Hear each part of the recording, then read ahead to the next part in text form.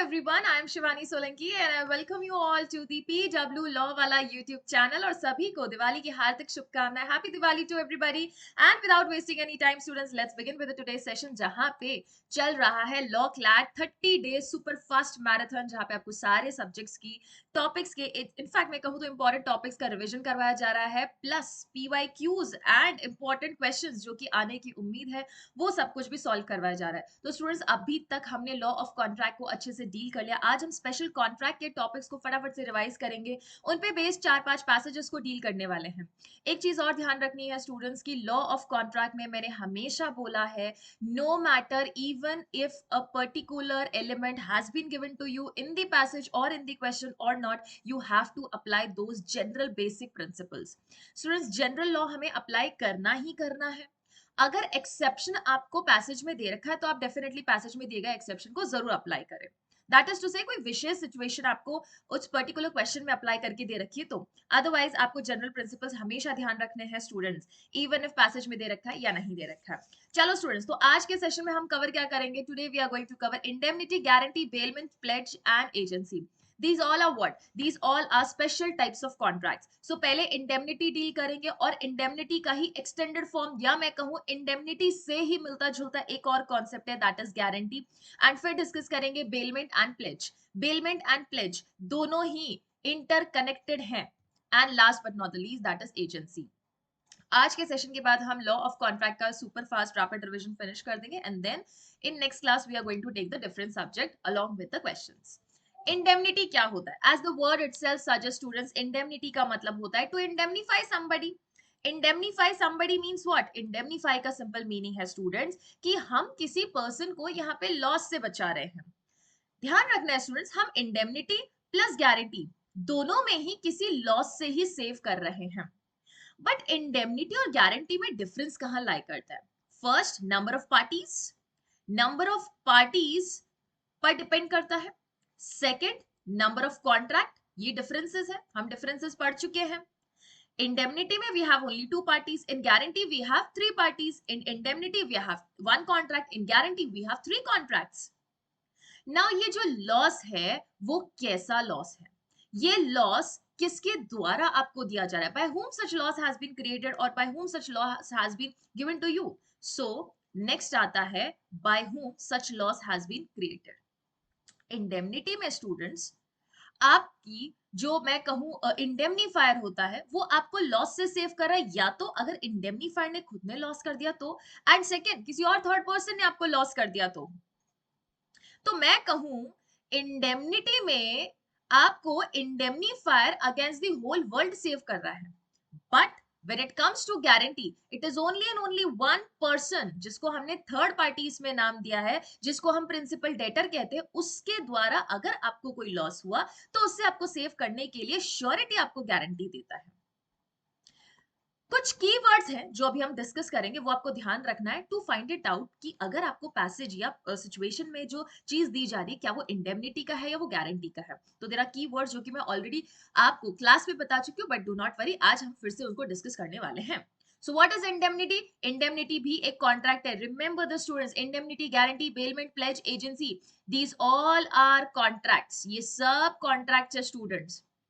क्या है यहाँ पे? ये सब कॉन्ट्रैक्ट्स हैं जहाँ पे वन पार्टी, जिसको हम क्या बोलते हैं? प्रॉमिसर भी बोल सकते हैं या हम इंडेमनीफायर भी बोल सकते हैं. सो अगर पैसेज में कहीं पर इंडेमनीफायर लिखा हुआ आ जाए तो डरना नहीं. What is indemnifier? It means promisor. Indemnifier means who is promising to save you from the losses. Promises to save other party. Other party को क्या बोलते हैं स्टूडेंट्स? इंडेमनिटी होल्डर, जिसको हम सेव करने वाले हैं लॉसेस से. He promises to save from what? From the loss. ठीक है, लॉस से सेव करेगा, बट लॉस कर कौन सकता है उसको? Loss caused to him by the conduct of promisor himself, कि अगर इसने खुद ने आपको लॉस कंडक्ट कर दिया तो. अगर हम स्टूडेंट्स कहीं से कार परचेज करते हैं और कार कंपनी की कार में कोई डिफेक्ट होने की वजह से हमें लॉस हो जाए, ब्लास्ट हो जाए कार में, तो हमारा नुकसान हुआ. तो एक तो उस कार कंपनी की वजह से, खुद की वजह से, that is promisor himself, and second is any other person, और कोई भी दूसरा पर्सन हो सकता है, any third person who might cause accident to you. तो उस केस में भी इंडेमनीफायर ही आकर हमें सेव करेगा. सिंपल फायर इंश्योरेंस हो सकता है, कार इंश्योरेंस हो सकता है. So these are what? Contract of indemnity. Okay, parties का नाम हमको अच्छे से पता है। अब चलेंगे कॉन्ट्रैक्ट ऑफ गारंटी, जिसमें मैंने पहले आपके सामने एक बेस ले डाउन किया था। एक बेस ले डाउन होने की वजह से स्टूडेंट्स हमें ये डेफिनेशन अच्छे से समझ आती है। हमने क्या पढ़ा था स्टूडेंट्स कॉन्ट्रैक्ट ऑफ गारंटी में? कॉन्ट्रैक्ट ऑफ गारंटी में हमने क्लियर कट बोला था that there are three parties. First is the creditor who gives you the credit. Second is the principal debtor who goes to the creditor to take the credit. And the creditor is afraid कि ऐसी situation आ सकती है जहां principal debtor अगर payment करने में fail हो गया, then in that case what, then in that case principal debtor कहता है do not worry brother, we have surety over है। तुमको मेरा एक दोस्त, मान लो कोई भी हो सकता है वो, तुमको मेरा श्योरिटी आके ये गारंटी दे रहा है कि even if principal debtor fail हो गया तुमको पे करने में, I am going to pay you. So यहाँ पे इन तीन कॉन्ट्रैक्ट्स में क्या अराइज हो रहा है ये देखो। First is the creditor. मैंने क्लास में भी एग्जांपल दिया था स्टूडेंट्स का ही एग्जांपल दिया था कि एक स्टूडेंट आता है मेरे पास, कहता है मैम एनएलयू जोधपुर में सिलेक्शन हो गया, मुझे अपने फ्रेंड्स को पार्टी देनी है एंड आप मुझे पैसा दे दीजिए। When I credit that person, when I give that debt to that particular student, तो I am afraid कि हो सकता है कि मेरा पैसा डूब जाएगा, तो मुझे वापस कौन रीपे करेगा? तो एक और उसका दोस्त आता है, बोलता है ma'am do not worry, I will pay you if in case that student gets, या इन केस अगर वो स्टूडेंट डिफॉल्ट क्रिएट कर दे तो मैं आपको पे करने वाला हूं। तो क्रेडिटर सबसे पहले स्टूडेंट्स डेट देता है principal debtor. In return principal debtor की ऑब्लिगेशन बनती है क्रेडिटर को, किस चीज की ऑब्लिगेशन? रीपे। भाई जो पैसा लिया वो रीपे कीजिए। But in case principal debtor fails to repay, तो प्रिंसिपल डेटर श्योरिटी के साथ ऑलरेडी कॉन्ट्रैक्ट करके आया है कि अगर मैं फेल हो जाऊं पे करने में तो श्योरिटी तुम्हारी ऑब्लिगेशन बनेगी कि तुम क्रेडिटर को पे कर दो। And once the surety pays to the creditor students, now the principal debtor is bound to pay to surety. So we can say कि एक बार श्योरिटी ने क्रेडिटर को पैसा दे दिया स्टूडेंट्स, तो क्रेडिटर तो यहां से निकल जाएगा। Now the surety will step into the shoes of creditor. तो ये क्या हो गया? ये सब्स्टिट्यूशन हो चुका है। क्लियर है स्टूडेंट्स?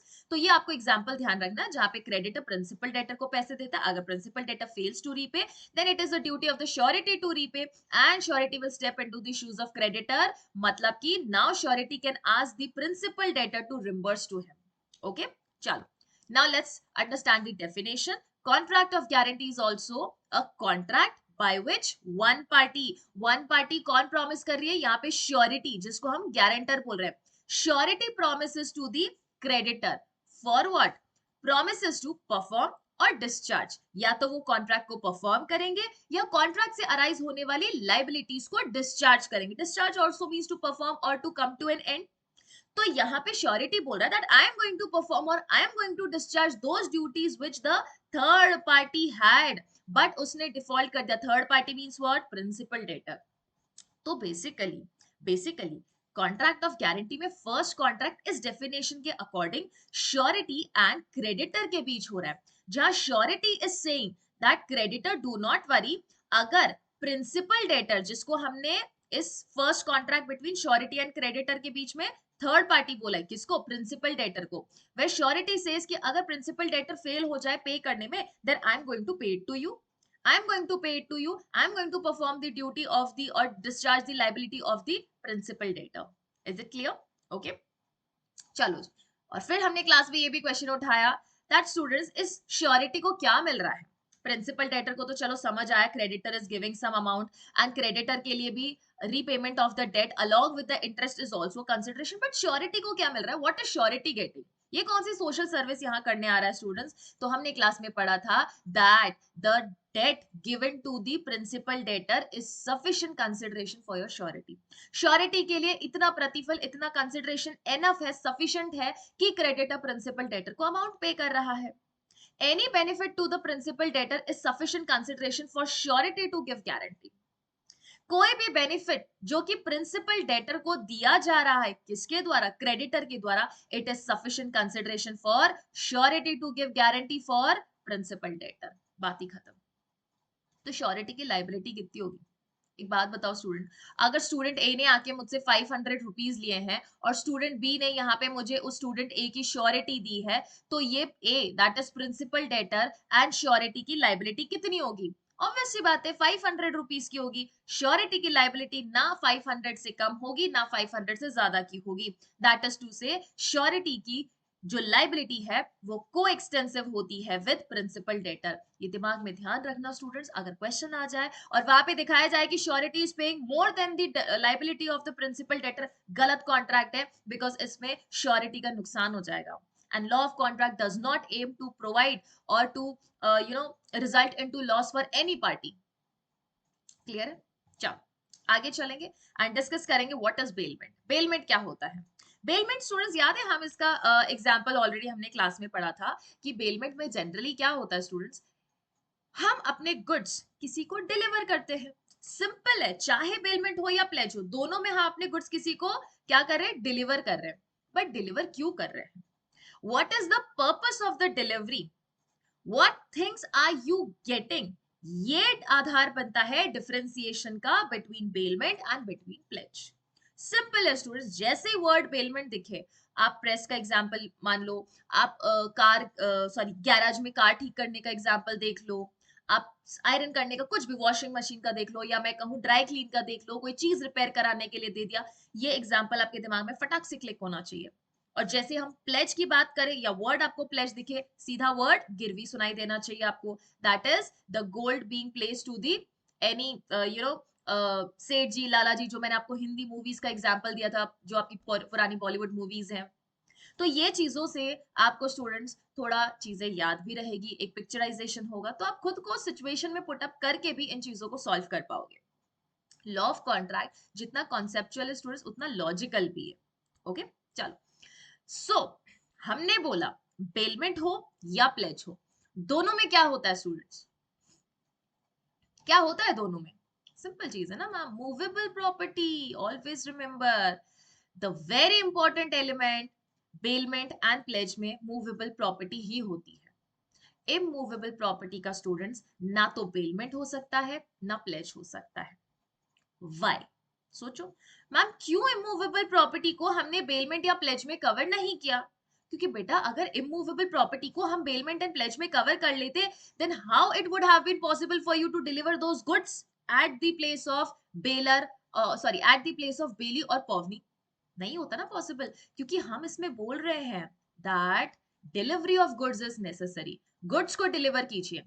क्या मैं लैंड को डिलीवर कर सकती हूँ? नहीं। I can transfer the land, I can transfer the possession, I can transfer the title, but I cannot transfer or deliver that particular good. Deliver और transfer में फर्क होता है ना स्टूडेंट्स। Deliver मतलब हाथ में जाके थमा देना, उस जगह पे लेके जाना, which is not possible with any home, with any land, with any tree, वो possible नहीं। हाँ, ट्री के मामले में ये definitely हो सकता है that once you sever the tree or the roots of the tree from the land, then it becomes the subject of movable property। अब इसके अगेंस्ट theft भी हो सकता है, इसके अगेंस्ट कुछ भी हो सकता है, राइट? सो बेलमेंट में इंपॉर्टेंट थिंग, ये वर्ड आपको बेटा कहां देखने को मिलेगा? प्लेज में भी देखने को मिला? नहीं मैम, प्लेज में तो देखने को नहीं मिलता, वहां पे तो लिखा है बेलमेंट। तो बेलमेंट क्या होता है? डिलीवरी ऑफ गुड्स ही तो होता है। सुनो अच्छे से, मैंने क्या बोला? बेलमेंट में क्या दिखता है? वर्ड्स डिलीवरी ऑफ गुड्स दिखता है, और प्लेज में वर्ड क्या दिखता है? बेलमेंट। तो बेलमेंट का मतलब ही क्या हो गया? Delivery of goods. तो प्लेज में हम क्लियर कट पढ़ते हैं, it is the bailment of goods, it is the bailment where one party provides the debt to the other party, और जहां पे वो डेट को सिक्योर करने के लिए the other party provides some collateral, और सिक्योर करने के लिए कोई भी अपनी प्रॉपर्टी रख देते हैं वहां पे। So it is the contract where one party, जिसको हम क्या बोलते हैं? बेलर। जहां पे भी ओ आर लगता है, ये कौन होता है स्टूडेंट्स? ये प्रोमिसर होता है। जहां पे bailor delivers the goods to other party, जिसको हम क्या बोलते हैं स्टूडेंट्स? बेली। किस चीज के लिए गुड्स डिलीवर कर रहा है? किस चीज के लिए आखिर गुड्स डिलीवर कर रहे हैं स्टूडेंट्स? इंडेमनिटी और गारंटी में हमने बोला कि हम प्रॉमिस कर रहे हैं। इंडेमनिटी होल्डर, इंडेमनीफायर और गारंटर, श्योरिटी जिसको हम श्योरिटी कहते हैं एंड जिसको हम क्रेडिटर कहते हैं, उनके बीच में एक प्रॉमिस हो रहा है लॉस से सेव करने के लिए। लेकिन यहाँ पे गुड्स का डिलीवरी हो रहा है for what purpose? For some purpose on contract. ये वर्ड पर्पस बहुत जरूरी है स्टूडेंट्स, क्योंकि यही आपको मदद करेगा डिफरेंशिएट करने में, या मैं कहूं डिफरेंशिएट करने में बेलमेंट एंड प्लेज के बीच। बिकॉज बेलमेंट में एक पर्पस के लिए आप गुड्स को डिलीवर करते हो, वो जब पर्पस खत्म हो जाए तो प्लीज मेरा गुड्स मुझे वापस दे दीजिएगा। So for some purpose on a contract, that when the purpose is accomplished means what students? It is complete. It shall be returned. It means what? It means these goods shall be returned according to the directions of the bailor. Baler ने जो direction दिए हैं उन directions के accordingly आपको वो goods वापस baler को दे देने हैं. This is contract of bailment. Example baler की कार थी स्टूडेंट्स, गंदी हो रखी थी, तो वो गैराज में गया और बेली को वो कार दे दिया कि प्लीज वॉश इट. तो जब वो कार वॉश हो जाए, जब वो पर्पस फिनिश हो जाए, तब वो कार आपको क्या करना है? बेलर को वापस लाके देना है. बेलर को वापस लाके देना है. This is the contract of bailment, जहां पे बेलर और बेली के बीच एक पर्टिकुलर पर्पस के लिए कॉन्ट्रैक्ट होता है. एग्जाम्पल आपको पता है, कार वॉश, बहुत सारे एग्जांपल हमने क्लास में डिस्कस किया था. ओके, पार्टीज के नाम फटाफट जान लो स्टूडेंट्स. बेलर कौन होता है? The person who delivers the good. Can I से कि baler is the owner of the goods? Owner of goods कह सकते हैं जनरली. अब कोई जरूरी नहीं है कि स्टूडेंट्स हमेशा ओनर ही हो. मान लो अगर कोई किसी के पास सिर्फ उन गुड्स का पोजेशन है और पोजेशन लॉफुल पोजेशन है, तो वो भी दे सकता है. राइट, क्लियर है? Okay. And second is bailee. Bailee कौन होता है? Person to whom goods are delivered. हाँ, ये डेफिनेटली ओनर नहीं होता है. ये डेफिनेटली ओनर नहीं होता है. ओके, चलो. Now the very important duties, जिसमें हम बोल चुके हैं बेलर की क्या ड्यूटी है. जहां हमने ये डिस्कस किया कि बेलमेंट हायर के लिए है या फिर विदाउट हायर के लिए है. अगर विदाउट हायर के लिए है तो हमारा बेलर तभी लायबल है when baler is aware of the default. लेकिन अगर गुड्स आपने हायर के लिए लिए हैं, मतलब पैसा दिया, रेंट दिया, भाड़े पे लिया है कोई चीज, तो बेलर चाहे अवेयर है या नॉट अवेयर है, उस गुड्स में किसी भी डिफॉल्ट की वजह से अगर बेली को नुकसान हो जाता है तो हमारा बेलर लायबल होगा. राइट स्टूडेंट्स, मेरे पास कोई प्रेस थी जिसमें करंट लगता है और मैंने क्या किया, वो आपको दे दी. अब आप मेरे पास से उसे फ्री ऑफ कॉस्ट लेके गए हो. एक सिचुएशन ये हो सकती है कि मुझे पता नहीं है कि उसमें करंट लगता है और आप क्योंकि फ्री ऑफ कॉस्ट लेके गए, तो जब मुझे पता ही नहीं है और फ्री ऑफ कॉस्ट लेके गए तो I will not be liable. But at the same point मुझे पता है और आप फ्री ऑफ कॉस्ट लेके गए, आई विल बी लायबल. व्हाई? क्योंकि मुझे पता है. सेकेंड सिचुएशन, अब मान लो मैंने आपको वो पर्टिकुलर प्रेस रेंट पे दी थी. पर्टिकुलर प्रेस रेंट पे दी थी, चाहे मुझे पता है कि इस प्रेस में करंट आता है या नहीं पता, आई will be liable. Why? Because मैंने भाड़े पे दिया है और जब मैं किसी चीज का आपसे पैसा ले रही हूँ तो I owe a duty to keep a regular check on the items that I am providing you. कोई डिफॉल्ट तो नहीं है, कस्टमर को कोई नुकसान हो गया तो. और मैं किस चीज का पैसा ले रही हूँ स्टूडेंट्स? यही तो ना, इसी चीज की तो मैं गारंटी दे रही हूँ कि चीज एकदम अप टू डेट है और आपको कोई नुकसान नहीं होगा. Right? So if the goods billed for other than hire means without any rent, without any भाड़ा, without hiring, ऐसे फ्री ऑफ कॉस्ट आप मुझसे मेरी स्कूटी लेके चले गए. मान लीजिए स्कूटी का ब्रेक फेल है, तो मैं कौन हो गई? बेलर हो गई, because I have bailed the goods to you ना. When the purpose is accomplish, जब आप पूरा घूम लो तो give that scooty back to me. So if bailer is aware of the default, अगर बेलर अवेयर है एंड वो डिस्क्लोज नहीं करता तो ही लायबल होगा बेलर, अगर उस खराब गाड़ी की वजह से बेली को नुकसान हो जाता है तो. क्योंकि विदाउट पैसा दिया है ना मैंने अपनी स्कूटी आपको, और अब आगे जाके कोई प्रॉब्लम हो जाए तो I will not be liable. अगर मुझे नहीं पता है, पता था लेकिन फिर भी नहीं बताया आपको, I will be liable. Now very important question that students have always been raising it, कि मैम कैसे पता चलेगा कि हमारे बेलर को पता है कि नहीं पता है? बेटा, this will depends upon the facts and the circumstances and also the evidences, be it a oral evidence or a documentary evidence adduced in the court. तो कोर्ट में एग्जामिनेशन होगा, क्रॉस एग्जामिनेशन का, अपना आप सारी चीजें बाहर आ जाएगी. ओके, क्लियर है? चलो. Second is if goods are bailed for hire. Hire means what? यहाँ पे हम उससे रेंट ले रहे हैं, पैसा ले रहे हैं. मतलब यहाँ शॉपकीपर और गैराज ओनर का एग्जांपल ले लो आप, किराए पे चीजें लाते हैं ना. whether the bailor is aware or not aware of the default and do not disclose it. अगर अवेयर है तो भी नहीं बताता है, और नहीं अवेयर है तब तो कैसे ही बताएगा. लेकिन अगर अवेयर है और नहीं भी अवेयर है, दोनों ही सिचुएशन में bailor is going to be liable. Why he is going to be liable? Simple है बेटा, रेंट है, हायर पे है, और यहाँ पे लायबल क्यों नहीं होगा? बिकॉज विदाउट हायर है. विदाउट हायर है. अगर उसने उसको नहीं पता था और फिर नहीं बताया तो लायबल नहीं होगा. लेकिन अगर पता है फिर भी नहीं बताया तो बेटा विदाउट हायर वाले में लायबल रहने वाला. Okay, is it clear? चलो, now let's move to the rights and liabilities. क्या क्या राइट्स एंड लायबिलिटीज होने वाला है? सिंपल चीज है स्टूडेंट्स, जो बेलर का राइट्स होगा वो बेली की लायबिलिटी होगी. जो बेली के राइट्स होंगे वो बेलर की लाइबिलिटी होगी। ओके, सो ये क्या है स्टूडेंट्स, ये ऊपर वाला बॉक्स में आपको राइट्स देखने को मिलेगा, नीचे वाले बॉक्स में लाइबिलिटीज देखने को मिलेगी। सो बेलर का राइट क्या है students, to terminate the bailment if bailee doesn't act inconsistent with the condition. जो कंडीशन आपको मेंशन की थी उसके कॉन्ट्री जाके एक्ट कर रहे हो। मैंने अपनी स्कूटी दी थी ताकि आप 5-4 किलोमीटर जाके आ जाओ, बट आपने तो उसको हायाबुसा बना दिया बेटा, दिल्ली लेके चले गए गाड़ी को, बढ़िया नदी में आपने गाड़ी चलाई है तो गाड़ी की तो बैंड बच गई।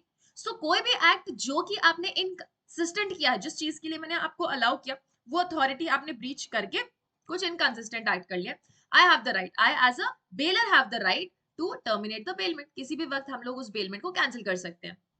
Second is he is entitled to increase और profit from the goods bailed. कोई भी गुड्स आपको बेल किया है उसमें कोई प्रॉफिट हो गया, इंक्रीमेंट हो गया, I am entitled to get it retained. वापस जब आप मुझे मेरी चीज दोगे तो वापस वो चीज भी तो लूंगी। मैंने याद है स्टूडेंट्स एग्जांपल दिया था यहाँ पे काउ का, गाय का एग्जांपल दिया।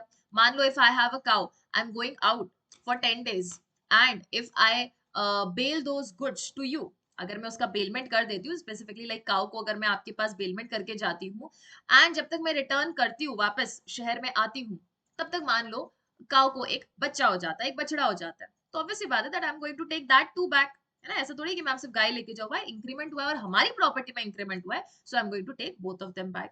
बेलर की लाइबिलिटी क्या होती है, disclose the defaults in the goods bailed. अगर मैं अपनी स्कूटी दे रही हूँ आपको, I should let you know and I must let you know that scooty में क्या क्या डिफेक्ट है।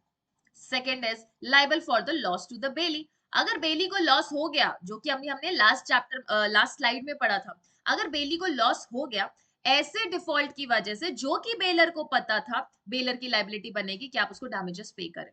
ओके, सेकेंड इज बेली के राइट्स। बेली किसके लिए लाइबल नहीं है, फॉर द लॉस और destruction of things if he has taken due care. उसने पूरा ड्यू केयर लिया स्टूडेंट्स एंड उसके बाद मान लीजिए नुकसान हो चुका है, बेली लाइबल नहीं रहेगा। मैंने जब अपनी गाय आपको दी थी स्टूडेंट्स रखने के लिए, तो आपने पूरा ड्यू केयर कॉशन प्रिकॉशन सब कुछ लिया, डॉक्टर को बुलाया, अगर वो बीमार थी दवाई दिया, फूड शेल्टर वाटर सब कुछ दिया, उसके बाद भी मान लो कोई बीमारी हो गई जो कि क्योरेबल नहीं थी, उसकी डेथ हो गई, you will not be liable. Why? Because आपने एक ऑर्डिनरी प्रूडेंट मैन जितनी प्रिकॉशंस ले सकता था वो सब कुछ लिया। Okay, repayment of necessary expenses, repayment of necessary expenses by the bailiff, by bailee बेटा, बाय बेली। मैंने अपनी जब स्कूटी आपको स्टूडेंट्स दी है घूम के आने के लिए, मान लो बीच में कोई प्रॉब्लम हो गई, अब मेरा गैराज पास में नहीं था, आप 50 किलोमीटर दूर थे, तो उस मामले में आपने अपने आसपास अगर उस गाड़ी को ठीक करवाया है तो I will be liable to repay you, क्योंकि मेरी स्कूटी में प्रॉब्लम थी और वो आपकी वजह से क्रिएट नहीं हुई है, वो पहले से प्रॉब्लम क्रिएटेड थी उसमें, तो I am liable to pay you for the expenses that you have incurred in getting that particular scooty repaired. Okay, second liability, sorry first liability अब पढ़ेंगे, राइट्स तो हमने पढ़ लिया ऊपर। First liability, to take care of the goods bailed as a man of ordinary prudence. जो मैंने आपको चीज दी है उसका एक सामान्य व्यक्ति जिस तरीके से ध्यान रखता है वैसे की वैसे आपको ध्यान रखना है, ठीक है। स्टूडेंट्स ऑर्डिनरी प्रूडेंट मैन क्या होता है, उससे आप बहुत ज्यादा एक्सपर्टीज या एक्स्ट्रा ऑर्डिनरी एक्ट एक्सपेक्ट नहीं कर सकते। जितना का एक ऑर्डिनरी मैन हर चीज का ध्यान रखता है, साफ सफाई करेगा, दवा वगैरह दे सकता है उसका, जैसे मान लो कोई स्कूटी है तो उसको अंदर रखना है, चेन से बांध के रखना है ताकि कोई चोरी ना करके ले जाए, वो चीजें मैक्सिमम एक ऑर्डिनरी प्रूडेंट मैन कर सकता है, तो वो हर चीज बेली को करनी है। Okay, second is make compensation to bailor for unauthorised use. Compensation देगा बेलर को अनऑथराइज्ड यूज के लिए। मैंने आपको अपनी स्कूटी कितने के लिए दी थी स्टूडेंट्स, मान लो 50 किलोमीटर्स के लिए दी थी, आप उसको 200 किलोमीटर्स तक के लिए चला के लेके आ गए हो, मैंने आपको मान लो 24 आवर्स के लिए दी है, आप उसको 3 days के बाद मुझे लौटा रहे हो, so you have to compensate for what extraordinary you act you have done which you are not authorised to do. तो जो अथॉरिटी आपने एक्सीड कर ली है उसके लिए रीपेमेंट कीजिए। Third is return the goods upon the accomplishment of the purpose, and this is the very basic essence of bailment. यही तो कहता है bailment कि जब पर्पस खत्म हो जाए तो चीज दीजिए, और यही बेली की लाइबिलिटी बन जाती है कि जो पर्पस हो चुका है, अगर मैंने अपना शर्ट आपको प्रेस करने के लिए था तो प्रेस हो गया तो लौटाइए।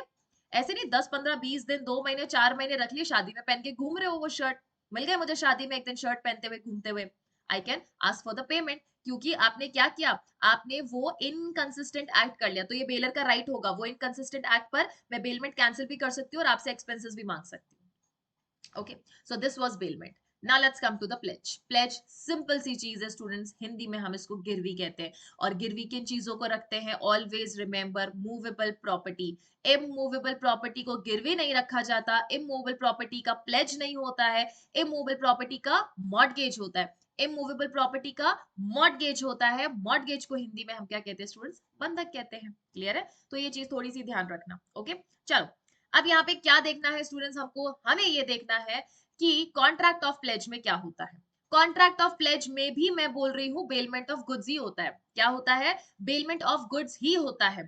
तो बेलमेंट ऑफ गुड्स हो रहा है, किन चीजों का हो रहा है? मूवेबल प्रॉपर्टी का। मतलब बेलमेंट में भी स्टूडेंट्स डिलीवरी तो हो रही है। बेलमेंट में डिलीवरी हो रही है तो हम कह दे रहे हैं ना स्टूडेंट्स की प्लेज में भी डिलीवरी हो रही है। प्लेज में डिलीवरी क्यों हो रही है? क्योंकि वर्ड बेलमेंट है और बेलमेंट में क्या होता है? डिलीवरी ऑफ गुड्स होता है। So bailment of goods by one party, जिसको हम क्या कहते हैं स्टूडेंट्स? पॉवनर। पॉवनर यहाँ गुड्स को बेल कर रहा है, किसके पास? अदर पार्टी, दैट इज पॉवनी, जिसको हम बेली भी बोल सकते हैं, पॉवनी भी बोल सकते हैं, इसको बेलर भी बोल सकते हैं, पॉवनर भी बोल सकते हैं। एक पार्टी दूसरे पार्टी को गुड्स को क्या कर रही है? बेल कर रही है। किस चीज के लिए? As a security. बेटा जिधर वर्ड सिक्योरिटी दिख जाए, गो फॉर प्लेज। जिधर वर्ड सिक्योरिटी दिख जाए, गो फॉर प्लेज। जिधर वर्ड दिख जाए for the accomplishment of a purpose, go for payment.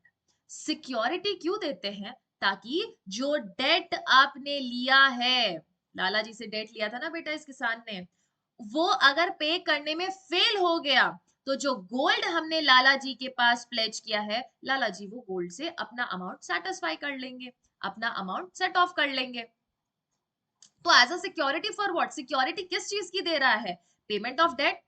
किसान आया, बोला लाला जी हमको हमको 5,000 रुपया चाहिए।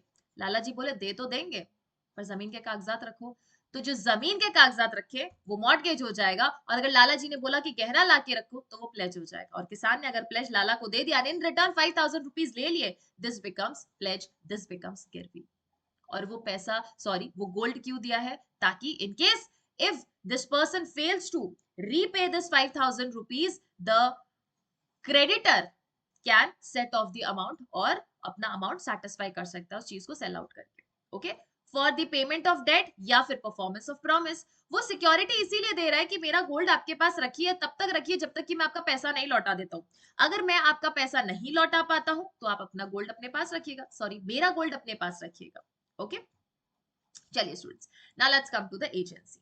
Agency means what? एक तरीके की आपको वाइकेरियस लाइबिलिटी दिखने वाली। Vicarious liability means what? Vicarious liability means what? या फिर जिसको हम कहते हैं let the superior be responsible और let the principal be responsible. इसका कहने का मतलब ये है students, there is one person जिसको हम प्रिंसिपल बोलते हैं, इसको रिप्रेजेंट करने वाला एक और पर्सन है। The principal is being represented by agent. Agent यहाँ पे प्रिंसिपल को रिप्रेजेंट कर रहा है, और एजेंट कोई भी एक्ट करता है, principal will be liable. Principal liable रहने वाला है, and this is the contract of agency, where the principal contracts with the agent in order to represent him. ये एजेंट बोलता है कि I am going to represent you in every situation. Clear है? यहाँ पे डिलीवरी ऑफ गुड्स नहीं है बेटा। One party that is principal employs other party, जिसको हम एजेंट बोल रहे हैं। एम्प्लॉय किस चीज के लिए कर रहा है? टू रिप्रेजेंट हिम फर्स्ट, उसको रिप्रेजेंट करेगा, किसको बेटा? प्रिंसिपल को रिप्रेजेंट करेगा। Second, work on his behalf, principal का जो काम है वो भी एजेंट कर सकता है। As in dealing with the third person, third person means customers हो सकते हैं, कोई भी पर्सन हो सकता है। तो यहाँ पे प्रिंसिपल एजेंट के साथ कॉन्ट्रैक्ट कर रहा है कि आप मुझे थर्ड पर्सन के सामने रिप्रेजेंट करो। क्यों एजेंट डिप्लॉय किए जाते हैं या एम्प्लॉय किए जाते हैं स्टूडेंट्स? सिंपल सी बात है कि principal can not be present at each and every place. हो सकता है कि प्रिंसिपल का बहुत बड़ा बिजनेस हो, प्रिंसिपल बिजी रहता है, और हर जगह वो हर किसी पर्सन के लिए अवेलेबल नहीं हो सकता, बात नहीं कर सकता, डीलिंग नहीं कर सकता, ट्रेड नहीं कर सकता है। सो फॉर दैट रीजन एक एजेंट, एक हो सकता है, 10 हो सकते हैं, 15 हो सकते हैं, 20 एजेंट्स हो सकते हैं, वो सब हमारे प्रिंसिपल को क्या करते हैं स्टूडेंट्स? रिप्रेजेंट करते हैं। What is the meaning of principal and agent? Who is principal? The person for whom act is done. कौन सा एक्ट? वो रिप्रेजेंटेटिव एक्ट जो हो रहा है, जो कि हमारा एजेंट कर रहा है। जिस पर्सन के लिए एजेंट काम करता है वो पर्सन प्रिंसिपल हो जाता है, और जो पर्सन प्रिंसिपल के लिए काम करता है, जहाँ पे प्रिंसिपल को वो क्या कर रहा है, रिप्रेजेंट कर रहा है, वो एजेंट हो जाता है। सो देख रहे हो कैसे एक दूसरे की डेफिनेशन एक दूसरे के अंदर ही है। Agent is who? Agent is a person employed to act for another person, दूसरे पर्सन के लिए एक्ट करने के लिए होता है। And second is represent another in dealing with the third person, represent another in dealing with a third person. This is what? This is also agent. No consideration is required for the creation of agency. Students, her situation में agency के लिए consideration कोई जरूरी नहीं है. Without consideration also there can be agency. This is another exception to the general rule that agreement without consideration is void. जहाँ पे हमने 3 एक्सेप्शन ऑलरेडी पढ़े थे कि अगर कोई एग्रीमेंट में कंसिडरेशन नहीं है तो भी 3 सिचुएशन में वो एग्रीमेंट वैलिड है, वो कॉन्ट्रैक्ट में तब्दील हो जाता है। ये एक और उसका एक्सेप्शन है जहां पे हम बोल रहे हैं no consideration is required to create agency. बिना कंसिडरेशन के भी एजेंसी हो सकती है। जनरली एजेंट क्या लेता है स्टूडेंट्स? रेमुनरेशन लेता है। क्या लेता है? रेमुनरेशन लेता है, पैसे ले लेता है। लेकिन कई बार हमने देखा है स्टूडेंट्स कि एजेंसी में कोई कंसिडरेशन की जरूरत नहीं है। स्टूडेंट्स, कई बार मम्मी आपको 100 रुपए देके भेज देगी और बोल देगी ना जाके चिप्स का पैकेट लेके आओ, तो चिप्स का पैकेट लेके आ रहे हो तो मम्मी को रिप्रेजेंट कर रहे हो ना, वहां पे मम्मी को रिप्रेजेंट कर रहे हो। या मम्मी ने आपको पैसे नहीं दिए, बोला साइड वाले शॉप से जाके चिप्स वगैरह लेके आ जाओ, पैसे मैं बाद में दे दूंगी। So you go to that shopkeeper and inform that person कि मम्मी ने बोला है कि चिप्स कोल्ड ड्रिंक दे दीजिए, पैसा वो आपको बाद में दे देगी, उधार पे आप लेके आ गए, वहां पर रजिस्टर में टिका के आ गए। So what is this? This is agency. Mummy आपको कुछ दे रही है क्या? नहीं दे रही है, ठीक है, क्लियर है। सो यहाँ पे आप बिना कंसिडरेशन के भी एजेंसी हो सकता है। एजेंट्स अथॉरिटी वेरी इंपॉर्टेंट, ध्यान रखना स्टूडेंट्स। ये सिचुएशन में अगर नहीं भी हो तो भी आपको फैक्ट्स एंड सर्कमस्टांसेस देख के फाइंड आउट करने हैं कि इसमें जनरल अथॉरिटी बनती है, अथॉरिटी इन इमरजेंसी बनती है। एजेंट हो तो आपको ये मेक श्योर करना है कि प्रिंसिपल को यहाँ पे कोई नुकसान ना हो। क्या अथॉरिटी है स्टूडेंट्स? पहली बात तो जनरल अथॉरिटी, भाई जिस काम के लिए आपको एम्प्लॉय किया गया है एजेंट साहब, आपको वो करना ही करना है प्रिंसिपल के लिए, to do all lawful things. हर वो लॉफुल थिंग्स या हर वो चीज जो कि लॉफुल है, जो कि लॉ अलाउ करता है, वो चीज करनी है। ऐसा नहीं कि प्रिंसिपल ने जाके बोल दिया एजेंट को कि फलाने पर्सन का जाके मर्डर कर दो, तो एजेंट बोलेगा क्योंकि मेरे प्रिंसिपल ने बोला तो मुझे तो करना पड़ेगा। नहीं, प्रिंसिपल तो कर को कुछ भी बोल देगा कि बॉम्ब ब्लास्ट करो, नहीं हो सकता ये, because these things are not legal. Agency can be conducted or agency can be created only and only for lawful purpose। जैसे कंपनीज एक्ट में भी बोला है कि company can be company may be created only and only for lawful purpose. So this is what? This is means कि यहाँ पे हर act lawful होना चाहिए, प्रिंसिपल की मर्जी से कुछ नहीं चल सकता है। वो क्या आपको अथॉरिटी देता है वो डेफिनेटली प्रिंसिपल के फाउंडेशन में रहेगी, प्रिंसिपल का डिस्क्रिशन रहेगा, बट चीजें लॉफुल होनी चाहिए, ये एजेंट का भी डिस्क्रिशन चलेगा। अगर अनलॉफुल चीज है एजेंट मना कर सकता है, और अगर एजेंट अनलॉफुल चीज को करने के लिए मना करे, students, law cannot ask that agent to perform. या लॉ ये भी नहीं बोल सकता कि आप डैमेजेस पे कीजिए प्रिंसिपल को, नहीं, वाई? बिकॉज एक अनलॉफुल एक्ट करने को बोला है। Second is things usually done in the course of business. जो चीजें यूजुअल कोर्स ऑफ बिजनेस में करनी चाहिए वो हर एक्ट हमारे एजेंट को करना है, ठीक है। Second is authority in emergency. Emergency मतलब अभी प्रिंसिपल अवेलेबल नहीं है, तो क्या जब तक प्रिंसिपल को कॉल नहीं लगा पाओगे, प्रिंसिपल से बात नहीं होगी, एजेंट एक्ट नहीं करेगा? क्या करता है? कई बार मालिक जब दुकान पे नहीं होते उसके बाद भी हमने देखा है कि उनके एजेंट्स वहां पे काम करते हैं। क्यों करते हैं? क्योंकि बाय डिफॉल्ट अब उनको पता है कि बिजनेस या उनका कोर्स ऑफ डीलिंग ऐसा हो चुका है कि एजेंट खुद से कुछ डिसीजंस ले सकता है जहां पे इमरजेंसी की सिचुएशन आ गई है and he can not communicate और हैव कॉन्वर्सेशन विद प्रिंसिपल। तो ये हमारे एजेंट की ड्यूटी बनेगी कि एक ऑर्डिनरी प्रूडेंट मैन जितना अच्छे से एक डिसीजन ले सकता है उस इमरजेंसी की सिचुएशन में, वो से वहां पे ले एक्ट को करे। Do all acts to protect principal from the loss और person of ordinary prudence would do. जितना ऑर्डिनरी प्रूडेंट पर्सन करेगा उतना एक्ट ऐसे यहाँ पे करना ही करना है। इलस्ट्रेशन आप देख सकते हैं। चलो, without wasting any time students, let's begin with the passages में जनरली आपको इंडेमनिटी और गारंटी के काफी सारे क्वेश्चंस देखने को मिलेंगे। चलो, फर्स्ट पैसेज देखो। According to the definition given by Halsbury, the indemnity is a contract that expressly or impliedly protects a person who entered into a contract or is about to enter from any losses, irrespective of the fact that those losses were due to the actions of the third party। Indemnity में यही तो कर रहे हैं कि या तो हमारे इंडेमनीफायर की वजह से कोई लॉस हो जाए या फिर कोई थर्ड पर्सन की वजह से लॉस हो जाए। सेव कौन करेगा? सेव तो हमारा इंडेमनीफायर ही करने वाला है। किसको? इंडेमनिटी होल्डर को। आगे सुनो। For a contract of indemnity the following conditions must be satisfied. बेटा जहां पे पॉइंट्स में कोई कंडीशन लिखी हुई दिखाई देना पैसेज में, अच्छे से हाईलाइट कर दो, अच्छे से मार्क कर दो, क्योंकि सारे पॉइंटर्स आपको क्वेश्चन सॉल्व करते हुए दिमाग में रखने हैं। First is there must be two parties. ये तो मैम बताने की जरूरत ही नहीं थी, ये हमें ये इंडेमनिटी वाला एग्रीमेंट क्यों बता रहा है? क्योंकि हम तो एग्रीमेंट में पढ़ के आ चुके हैं that there should be plurality of the persons and there should be consensus ad idem. एक ही स्लाइड पे पढ़ा था। Plurality of person means what? More than one person should be there. एक सिंगल पर्सन खुद के साथ एग्री थोड़ी कर सकता है, हो सकता है कर सकता है, लेकिन लॉ उसको कॉन्ट्रैक्ट नहीं मानता है। Second is one of the parties must promise the other party to pay for the loss incurred. This is the very important thing. जो loss incur हो रहा है उसके लिए एक party that is indemnifier must promise the other party. Other party means indemnity holder. The contract may be expressed or implied. ये तो हम contract के basic classes में पढ़ के आ चुके हैं. It must satisfy the essentials of a valid contract. Conditions for the contract of indemnity. As mentioned above, there must essentially be two parties in the contract for the indemnity. ये पहले पढ़ चुके हैं, ऊपर लिखा हुआ है. Second, the indemnity holder and the indemnifier. That is, इनका parties का नाम भी बता रखा है. तो अभी तो ये first point ही हुआ है. Moreover, no individual can enter into contract with themselves. Plurality of the persons. अब भी हमने बोला. And the minimum requirement for any contract to be legally valid is two parties. Promise. Okay. A contract of indemnity is one in which one party guarantees to shield the other party from the damage resulting from the other party's action. Shield means what? To protect, to cover. कोई loss जो कि या तो उस other party की खुद के action से हो सकता है, किसी और पर्सन के एक्शन से उसको बचाने के लिए. One party must present a condition to another party and the other party must accept it. Acceptance occurs when the another party accepts the offer on the same terms. Acceptance के students हमने rules पढ़ चुके हैं, postal rules भी पढ़ चुके हैं, क्या क्या इंपॉर्टेंट एसेंशियल एलिमेंट है, कब तक एक्सेप्टेंस कर सकते हो, ये हम सब कुछ कवर कर चुके हैं. After accepting the offer, it becomes a promise. अब क्या बन जाता है? Promise बन जाता है. The party that made the promise is now known as promisor. क्या बोला जाता है उसको? Promisor बोला जाता है.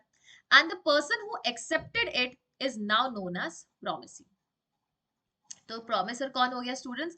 Promisor यहाँ पे the party that makes the promise. Okay. Indemnifier हो गया promisor और promisee कौन हो गया? Indemnity holder. It is important part of the contract. It is an important part of the contract of indemnity that the promise must be made by the promisor to pay for the losses of the promisee. The contract of indemnity is one in which one party promises to protect the other party from the harm brought by the action. Express or implied हो सकता है. As stated above, indemnity contract may be expressed or implied. In other words, parties may directly impose their condition on the contract. The nature of the circumstances must also create implied indemnity obligation. आपका circumstances, fact, situation ऐसी भी हो सकती है जहां पे impliedly indemnity है, जहां पर impliedly indemnity. एक बात बताओ स्टूडेंट्स, हम लोग मेले में जाते हैं, झूला झूलने जाते हैं, वो झूले वाला आपको कुछ बताता नहीं है कि भाई गिर गए तो क्या वगैरह, बट वो सर्कमस्टांसेस ऐसी है कि आपको पता है कि अगर झूले में कोई भी डिफॉल्ट हुआ, आप गिर गए, आपको लग गई, तो झूले वाला जो ओनर है वो आपको इंडेमनीफाई करेगा, क्योंकि उसके झूले में प्रॉब्लम थी. ये तो तुमको खुद को पता होना चाहिए. पब्लिक हेल्थ, लाइफ सेफ्टी, इस चीज का पहले ध्यान रखना चाहिए था. अगर यही चीज नहीं है तो आप मेले में एक साथ इतने हजारों लोगों को कैसे उस झूले में झुला रहे हैं. Express contracts are those that are created orally or in writing, whereas implied contracts are those that are made as a result of conduct of the parties. ठीक है. There must be a loss incurred. Another important essential बोला है, loss होना चाहिए ना. Loss होगा तभी तो हम इसको क्या करेंगे स्टूडेंट्स? इंडेमनीफाई करेंगे. The condition of the contract of indemnity is that the loss must be incurred by the promisee. Promisee के थ्रू लॉस होना चाहिए. इनफैक्ट थर्ड पर्सन के थ्रू भी हो सकता है. The promisor is not required to make any payment if the promisee suffers no loss. अगर promisee को, that is indemnity holder को कोई लॉस ही नहीं हुआ है, मार्क कर लेना लाइन ये स्टूडेंट्स, क्योंकि आगे हमारे पास क्वेश्चंस आएंगे. अगर इंडेमनिटी होल्डर को कोई लॉस ही नहीं हुआ है तो इंडेमनीफायर क्यों उसे लॉस के लिए सेव करेगा? Lawful objects and lawful consideration day 1 से पढ़ते आ रहे हैं. बेसिक कॉन्ट्रैक्ट हो, स्पेशल कॉन्ट्रैक्ट हो, सब में लॉफुल ऑब्जेक्ट एंड कंसिडरेशन होना ही होना चाहिए. The indemnity contract can only be executed for a valid purpose and a lawful consideration. The contract of indemnity cannot be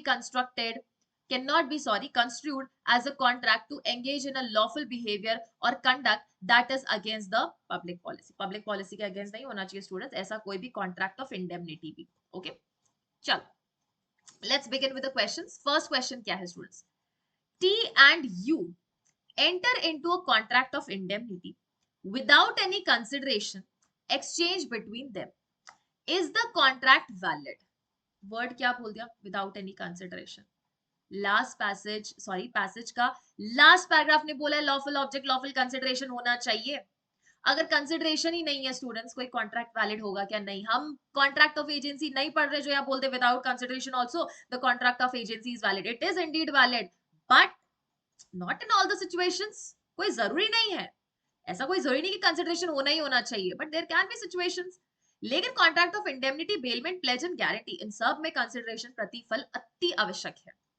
so yes का option ही कट मार दो तुम. ऐसा नहीं कि कट मार दिया तो पढ़ेंगे नहीं, पढ़ेंगे, बट पहले हम नो वाला पढ़ेंगे. ऑप्शन नंबर सी कहता है no, because a contract of indemnity must include a lawful consideration for it to be valid. बराबर है. डी पढ़ते हैं. No, unless T and U can demonstrate that the absence of consideration was mutually agreed upon. Even if they agree mutually कि हाँ ठीक है consideration की जरूरत नहीं है, still law की नजरों में तो ये valid नहीं होगा. law की नजरों में ये valid नहीं होगा. क्लियर है? So right option is C. Option number A कह रहा है yes, because a contract of indemnity does not require consideration. गलत है. Contract of indemnity does require a consideration.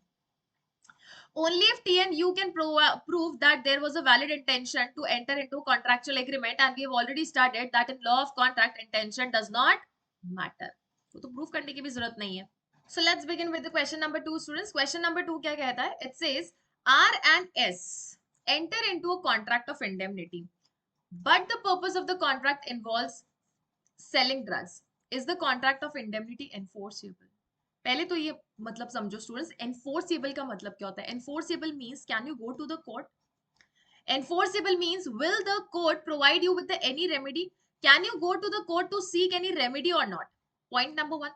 Point number 2, अगर आप रेमेडी लेने जाते भी हैं, क्या कोर्ट इसके लिए स्पेसिफिक परफॉर्मेंस अलाउ करेगा? क्या कोर्ट इस कॉन्ट्रैक्ट को वैलिड मानेगा? This becomes enforceability. जिस चीज के लिए आप कोर्ट नहीं जा सकते, कोर्ट आपको एंटरटेन नहीं करेगा, that contract becomes unenforceable where you have no remedy.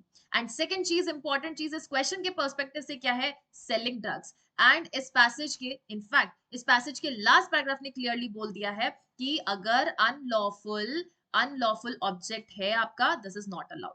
ये ऑब्जेक्टिव कैसा है स्टूडेंट्स? इनका purpose means what? Purpose means objective, goal, aim, ultimate result. These all things come under object. तो ऑब्जेक्ट कैसा हो चुका है? अनलॉफुल ऑब्जेक्ट हो चुका है. तो क्या ये चीज अलाउड होगी? नहीं अलाउड होगी स्टूडेंट्स. ऑप्शन नंबर ए कहता है yes, because a contract of indemnity is valid as long as both parties have mutual consent. Mana, they can have mutual consent, but can they have mutual consent for unlawful things? No, never. Option number B, yes, only if R and S can demonstrate that illegal activities were necessary for their mutual benefit. Even if it was for their mutual benefit or mutual consent, illegal activities are never allowed. हो सकता है किसी के लिए beneficial, लेकिन illegal है तो punishment मिलने वाली है. सी बोल रहा है no, because a contract of indemnity can not be constitute as a contract to engage into a lawful behaviour. ये जो कॉन्ट्रैक्ट ऑफ इंडेमनिटी यहाँ पे बना है, इसमें हम ये नहीं कह सकते हैं कि ये जो आपका अनलॉफुल बिहेवियर है वो जस्टिफाइड है. इस कॉन्ट्रैक्ट ऑफ इंडेमनिटी में unlawful behaviour, unlawful activity, unlawful object, unlawful consideration नहीं आता है. So option number C is correct, but let's read out the last option also. Option number D, no, unless R and S can prove that the illegal activities were concluded within the boundaries of law. फिर से वही option का मैं कहूँ last question का ही यहाँ पे similar point दे रखा है. Even if you are within the boundaries of law, but illegal activities आपके लॉ की बाउंड्री में है, ये आप जस्टिफाई नहीं कर सकते if it is clearly illegal. So option number C is correct. Okay. Next question, students. R and S enter into a contract of indemnity, but the contract does not specify any limit on indemnity amount. Can R claim an unlimited indemnification from the S? R and S students जब contract में enter हुए तो उन्होंने amount mention नहीं किया जितने amount तक के लिए यहाँ पे इंडेमनिटी दी जा रही है. तो सवाल ये उठता है, क्या R अनलिमिटेड इंडेमनिटी डिमांड कर सकता है या नहीं डिमांड कर सकता है? Let's read out the option. First बोल रहा है no, because indemnity must be reasonable and within the scope of contract term. Because students contract में अगर सर्टिनिटी नहीं है तो they are not valid contracts. और यहाँ पे अमाउंट से रिगार्डिंग सर्टिनिटी नहीं है बेटा। नुकसान 10,000 का हुआ, क्या आर 1 करोड़ रुपए मांग सकता है? नहीं। ये सर्टिनिटी इंडेमनिटी के कॉन्ट्रैक्ट में इसीलिए तो मेंशन की जाती है कौन किस लिमिट तक इंडेमनीफाई करेगा। सो option number A is most probability यहाँ पे ज्यादा है कि करेक्ट होगा, बट हम लोग बाकी ऑप्शंस को भी पढ़ेंगे टू फाइंड इट आउट कि इससे अप्रोप्रिएट ऑप्शन है क्या। बी बोलता है yes if R can demonstrate that the loss suffered exceeds any reasonable limit that could have been specified। that could have been, ये पॉसिबिलिटी वाली चीजें स्टूडेंट्स कॉन्ट्रैक्ट में नहीं होती है। कॉन्ट्रैक्ट में चीजें बहुत स्ट्रेट फॉरवर्ड क्लियर कट होती है, तो could have been specified नहीं, you should have specified। Okay. C बोल रहा है no unless R N S has explicitly agreed to unlimited indemnification in the contract. बोल रहा है कि नहीं, तब तक नहीं ले सकता जब तक कि आर एन एस ने ऐसा मेंशन नहीं किया हुआ हो। ये भी बात सही है, बट ए ऑप्शन करेक्ट बात बोल रहा है। ऐसा नहीं कि सी गलत नहीं है, सी भी करेक्ट है बेटा, लेकिन सी क्या बोल रहा है, ऐसा अनलिमिटेड चीज वो तब तक नहीं मांग सकता जब तक इन्होंने कॉन्ट्रैक्ट में मेंशन नहीं किया हो। ओके। एंड डी बोल रहा है yes because the absence of the specified limit allows R to claim unlimited indemnification। नहीं, अगर है ही नहीं, आपने अमाउंट मेंशन ही नहीं किया, मतलब आप अनलिमिटेड मांग सकते हो? ये नहीं होता ना, फिर तो वही हो गया कि कॉन्ट्रैक्ट की वजह से लॉस हो रहा है हमारे इंडेमनीफायर को, इंडेमनीफायर होल्डर तो कुछ भी अमाउंट मांग ले, नहीं। सो option number A is most correct. ठीक है, चलो नेक्स्ट क्वेश्चन, क्वेश्चन नंबर 4 जो कह रहा है X an indemnity holder suffers a loss due to their own negligent action. Can X demand indemnification from Y the indemnifier? X कौन है student? Indemnity holder. Y कौन है? इंडेमनीफायर। अब बेटा इसकी खुद की फॉल्ट थी, ओन फॉल्ट, और हम पढ़ चुके हैं इंडेमनिटी में होता क्या है, इंडेमनीफायर आपको लॉस से सेव कर रहा है, या तो इंडेमनीफायर के खुद के लॉस की वजह से या थर्ड पार्टी के लॉस की वजह से। लेकिन यहाँ पे तो इंडेमनिटी होल्डर को खुद के गलती की वजह से, खुद के नेग्लिजेंस की वजह से लॉस हो गया। क्या एक्स डिमांड कर सकता है? नहीं डिमांड कर सकता students. No, because contract of indemnity does not cover losses caused by the negligence of the indemnity holder himself। मैं खुद ही स्कूटी लेके आ गई, बहुत तेज चला रही थी और जाके किसी दीवार में भिड़ गई, can I ask for the damages? No, I cannot ask। why? because it was my own fault। okay, so option number A that is no। थोड़ा करेक्ट है, थोड़ा क्या, काफी करेक्ट है, बाकी ऑप्शन से पढ़ लेते हैं। बी बोलता है no because unless X and Y has explicitly means expressly included coverage of losses resulting from the indemnity holder's negligence। बेटा इंडेमनिटी में कभी भी इंडेमनिटी होल्डर की खुद की नेग्लिजेंस नहीं आती, इवन इफ उन्होंने कॉन्ट्रैक्ट में मेंशन कर दिया होता तो भी ये कॉन्ट्रैक्ट वैलिड नहीं होता। ओके, बिकॉज उसमें बेटा इंडेमनिटी होल्डर के गलती की वजह से इंडेमनीफायर का नुकसान हो रहा है ना, फिर तो ये कॉन्ट्रैक्ट तो किसी एक पार्टी को फेवर कर रहा है, किसी एक पार्टी को जबरदस्त लॉस पहुंचा देगा। सी बोल रहा है yes because why the indemnifier is responsible for any losses incurred by x regardless of the cause. ऐसा नहीं है, ऐसा नहीं है कि एक्स के कोई भी गलती हो, किसी भी हद तक हो, वाई लाइबल रहेगा, नहीं रहेगा। Okay, D is yes if only if x can prove that y explicitly agreed to cover losses resulting from the y's own negligence। ये आपको प्रूव करने की जरूरत नहीं है, so option number A is going to be correct. ठीक है, चलो next question students, question number 5 ही कहता है X enter into an implied contract of indemnity with Y। X incurs a loss due to the action of Z, third party। Okay, can X demand the indemnification from Y? Demand कर सकता है students? क्या ये demand कर सकता है? बताओ। Third party अगर लॉस पहुंचाती है, बिल्कुल कर सकता है। हमने इंडेमनिटी में यही तो पढ़ा है कि अगर थर्ड पार्टी की वजह से भी लॉस होता है तो है। बट ध्यान रखना students, X enters into an implied contract of indemnity with Y. X incurs a loss due to the action of Z, third party. Can X demand the indemnification from Y? हालांकि implied indemnity है, कैसा है? Implied contract है। अगर contract का nature ऐसा है कि जो बोलता है कि थर्ड पार्टी के लॉस की वजह से भी हमारा वाई लाइबल रहने वाला, तो डेफिनेटली बिकॉज इंडेमनिटी में हम ये पढ़ चुके हैं। yes because an implied contract of indemnity can extend to cover losses caused by third party also। B बोल रहा है yes only if X can prove that Y had a prior knowledge. ये प्रायर नॉलेज वाली चीजें बेटा आपको यहाँ पे लॉ ऑफ कॉन्ट्रैक्ट में प्रूव करने की कोई जरूरत नहीं होती है। सी बोल रहा है no because an implied contract of indemnity only applies to the losses cause directly by the indemnifier.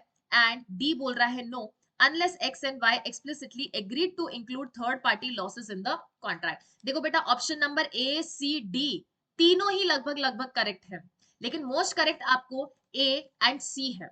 A and सी सुनो क्यों। ए बोलता है yes because an implied contract of indemnity can extend to cover losses of the third party. ये third party तक का आपका indemnity तभी extend होगा बेटा जब नेचर ऑफ कॉन्ट्रैक्ट ऐसा बताए, जब कॉन्ट्रैक्ट का नेचर ऐसा है। क्योंकि कॉन्ट्रैक्ट कैसा है, इम्प्लाइड है। जब एक्सप्रेस होता है तो सीधा सीधा या तो लिखा होता है या नहीं लिखा होता है, लेकिन जब कॉन्ट्रैक्ट इम्प्लाइड है स्टूडेंट्स तो आपको nature of the contract that is conduct of the parties के थ्रू पता करना पड़ेगा क्या थर्ड पार्टी के नुकसान की वजह से indemnity holder sorry indemnifier indemnity holder को लायबल रहेगा या नहीं रहेगा। एंड सी क्या बोल रहा है, no because implied contract of indemnity only applies to losses caused by the caused directly by the indemnifier. ये भी तब जब आपके कॉन्ट्रैक्ट का नेचर ऐसा हो, जब कॉन्ट्रैक्ट का नेचर ऐसा हो। तो अब क्योंकि हमें यहाँ पे नहीं बता रखा बेटा कि कॉन्ट्रैक्ट किस चीज का है, कौन सी चीज से आपको इंडेमनीफाई किया जा रहा है, तो फॉर दैट रीजन स्टूडेंट्स हम सी के साथ जाएंगे। डेफिनेशन डेफिनेटली कहता है बेटा, डेफिनेशन डेफिनेटली कहता है कि थर्ड पार्टी से भी लॉस अराइज हुआ तो इंडेमनीफायर लाइबल रहने वाला है। बट इस केस में क्योंकि हमको क्या नहीं बता रखा है, कॉन्ट्रैक्ट ही नहीं बता रखा है किस चीज का है, तो और साथ में क्या है इम्प्लाइड कॉन्ट्रैक्ट, तो हम ये नहीं पता कर सकते कि भाई किस चीज का कॉन्ट्रैक्ट हो रहा है, क्या थर्ड पार्टी का की वजह से नुकसान की संभावना है या नहीं है। So for that reason option number C के साथ जाएंगे। ओके चलो students moving on to next passage. Next passage किसके थ्रू आया, किसके रिगार्डिंग आया स्टूडेंट्स हमारे पास है बेलमेंट। बेलमेंट पढ़ेंगे। It says bailment is defined under section 148 of Indian contract act. Okay it is a delivery of the good by one person to another for some specific purpose upon a contract that these goods are to be returned when the purpose is complete। जब purpose खत्म हो जाए, जब accomplishment हो जाए तो आप मेरे गुड्स को लौटा दीजिए।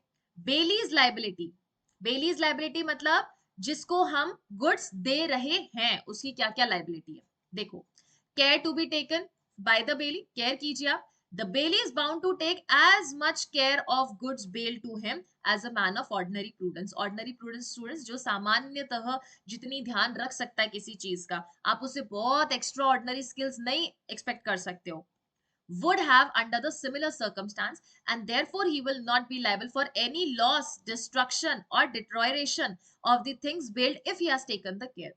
अगर बेली ने students due care caution precaution destruction वगैरह इन लॉसेस से बचाने के लिए सब कुछ कर लिया है, उसके बाद वो लाइबल नहीं होगा। लेकिन अगर ढीठ बन के उसने कुछ किया ही नहीं है, नेग्लिजेंट किया है एक्ट, तो बेली लाइबल रहने वाला है। In the case of Calcutta Credit Corporation Limited versus Prince Peter of Greece, it was held by Calcutta High Court that the defendant had not taken the reasonable care to prevent the plaintiff's car from burning। क्या बोला गया, Calcutta high court ने बोला है कि defendant ने reasonable care नहीं लिया है जिसकी वजह से प्लेंटिफ की कार जल गई है, so defendant will be liable. Second is duty of the bailee to return the goods bailed. Second duty क्या है कि जो गुड्स आपको बेल कर रखे हैं आप उनको रिटर्न कीजिए। कब रिटर्न करते हैं students, it is always return after after accomplishment of the purpose. जो पर्पस हमने आपको बोला वो पर्पस जब फुलफिल हो जाए तो उसके बाद हमारे गुड्स हमको वापस दीजिए। Under section 160 and 161, bailey is under the duty to return or deliver the goods according to the bailor's direction as soon as time for which goods are bailed and has expired। Time खत्म हो गया और goods क्या हो गया है, आपका purpose खत्म हो गया, रिटर्न। थर्ड देखो, bailee's duty to deliver increase profit, अब भी हम स्लाइड में पढ़ के आए, from the bailed goods to the bailor. In the absence of an agreement, the bailey is bound to deliver to the bailor any increase in profit or any benefit which he may have occurred from the goods bailed। जो goods मैंने आपको bell कर रखे हैं, जब तक वो bailment में आपके पास थे स्टूडेंट्स, अगर उसमें किसी भी प्रकार की वृद्धि हुई है, इंक्रीमेंट हुआ है, वैल्यू इंक्रीज हुई है, प्रॉफिट हुआ है, तो जब पर्पस खत्म हो जाए और मेरा गुड्स आप मुझे रिटर्न कर रहे हैं तो उसके साथ आपको वो इंक्रीमेंट या इंक्रीज प्रॉफिट भी आपको रिटर्न करना पड़ेगा। ओके केस देखो, Standard Chartered Bank versus Custodian. It was held by the Supreme Court that if shares and debentures are pledged, bonus shares and dividends are also regarded as a part of it। क्या बोला? It was held by Supreme Court that if shares and debentures are pledged, bonus shares and dividends भी आपको बाद में वापस उसको लौटाना पड़ेगा, वो भी उसका पार्ट है। प्लेज बताया गया सेक्शन नंबर 172 से लेके 179 में। बेलमेंट ऑफ गुड्स, अब ये देखो ये क्या दे रखा है students, this is the definition. क्या है? डेफिनेशन है प्लेज की। The bailment of goods as a security for payment of a debt or performance of a promise is called pledge. जब एक पार्टी दूसरे पार्टी को गुड्स बेल कर रही है एंड साथ में क्या बोल रहा है कि अगर ये डेट को मैं पे ना कर पाऊं तो आप वो गुड्स अपने पास रख लीजिएगा। प्रॉमिस किस चीज का कर रहा है? कि वो डेट का मैं आपको रीपेमेंट करूंगा या वो प्रॉमिस को परफॉर्म करूंगा। कौन से प्रॉमिस को? डेट को वापस रीपे करने के प्रॉमिस को। The bailor in case of pledge is known as pawnor and bailee is known as pawnee. A pledge is very likely a bailment, but the characteristic features of pledge is that there is a delivery of goods as security for a debt or promise. Word ध्यान रखना students, pledge में दो words दिखेंगे, एक तो दिखेगा security और दूसरा दिखेगा debt। bailment में word क्या दिखेगा? पर्पस का accomplishment होना। ये दो words catch कर लिए तो आपका concept clear है। For example, if A hands over his papers of the car to Y a bank as a surety for the loan given, it is a case of pledge. Car के papers है, car is a movable property. Okay. The most important element of pledge is that the actual or constructive delivery of the goods pledged. Actual goods भी deliver कर सकते हो या constructive delivery। Actual goods का deliver करने का मतलब क्या बेटा? मेरी वॉच थी, मैं वॉच वहां रख के आ गई, सोने गहने जवाहरात जो भी था वो मैं एक्चुअली शॉप पर रख के आ गई। कंस्ट्रक्टिव डिलीवरी क्या होता है? कार है, आपने कार की सिर्फ चाबी दे दी, this is constructive. That is you have the power और the control of that car. चाबी के बिना कोई कार खुलेगी नहीं, तो किसी और के पास कंट्रोल ही नहीं उस कार का, सिर्फ आपके पास है। That is constructive delivery. Okay. Right against wrongful deprivation of or injury to the goods। बेटा अगर गुड्स आपने प्लेज कर रखे हैं या बेलमेंट कर रखा है और उन गुड्स को कोई भी नुकसान पहुंच गया है, कोई भी इंजरी किसी ने भी कॉज की, बेलर बेली दोनों का राइट बनेगा, पॉवनर पॉवनी दोनों का राइट बनेगा कि वो आप सूट फाइल कर सकते हैं। The bailee is having a definite right if he suffers any injury concerning the goods bail from the bailee bailor. Bailee के पास ये राइट बनता है स्टूडेंट्स की, बेलर के जो गुड्स उसके पास बेल कर रखे हैं, बेली को नुकसान हो गया तो बेली उसकी भरपाई बेलर से करवा सकता है। एग्जाम्पल स्टूडेंट्स, बेलर ने क्या किया? बेलर ने अपना एक डॉग बेली के पास, दैट इज पड़ोसी के पास छोड़ दिया और बोला मैं 10 दिन के लिए बाहर जा रहा हूं, ध्यान रखना। डॉग बहुत फ्यूरियस था, बेली को काट गया, तो बेली बेलर से डैमेजेस क्लेम कर सकता है। ओके कि आपका डॉग फ्यूरियस था, मैं तो ध्यान रख रहा था, आपने मुझे बोला था ये पर्पस अकम्प्लिश हो जाए, मेरे को दे देना बाद में, बट ये डॉग तो मुझे ही बाइट कर गया। Moreover, if a third person wrongfully deprives the bailee of the use or possession of the goods bailed, he is entitled to such remedies as the owner might have। तो सोचो अगर आपने अपने पड़ोसी को कुत्ता दे दिया और कोई थर्ड पर्सन आके उस डॉग को बेली के पास से छीन के लेके जाता है, चोरी करके लेके जाता है, तो बेटा बेली खुद भी थर्ड पर्सन के अगेंस्ट केस फाइल कर सकता है एज इफ वो बेली ही उस डॉग का ओनर है। क्यों? क्योंकि जब तक गुड्स आपके बेली के पास होते हैं, बेली की ये रिस्पॉन्सिबिलिटी बनती है कि वो गुड्स का ध्यान रखें एज इफ वो खुद ही उन गुड्स का ओनर है। इसीलिए स्टूडेंट्स आपने देखा है कि जब हम गैराज में अपनी गाड़ी खड़ी करने जाते हैं, रिपेयर के लिए देते हैं, तो गैराज ओनर उस गाड़ी का बहुत अच्छे से ध्यान रखता है क्योंकि उसको पता है कि चोरी हो गई तो मुझे कस्टमर को जवाब देना पड़ जाएगा। ओके चलो, question number 1 it says Rajesh borrowed his friend Rohit's laptop for a week. एक हफ्ते के लिए लिया। While using the laptop, Rajesh accidentally spilled water on it, causing damage. Will Rajesh be held liable for the damage? Laptop लेके गए बेटा, पानी गिरा दिया। कौन कौन गिराता है पानी? Ordinary prudent person. Even if it was negligent, even if it was accidental, still Rajesh will be liable. Okay, क्या Rajesh liable? Will Rajesh be held liable for the damages? Yes, yes, because Rajesh failed to take reasonable care of Rohit's laptop. Absolutely correct. Yes, but only if Rajesh had expressly assumed liability for the damages. अच्छा, राजेश अगर expressly ये liability assume करे तो ही हम liable ठहराएंगे क्या? नहीं बेटा, वो रीजनेबल केयर लेने में फेल हो गया है। बाकी ऑप्शंस पढ़ते हैं। No, because Rajesh was not responsible for the damages caused by the accident. अच्छा, एक्सीडेंट से हुआ इसलिए, तो जाहिर सी बात है, when you are taking the laptop तो पानी का, लिक्विड का, चीजों का ध्यान रखना आपकी ड्यूटी बन जाती। वो ड्यूटी आपने नहीं की, इसलिए आपकी वजह से ये एक्सीडेंटली ये एक्ट हो चुका है।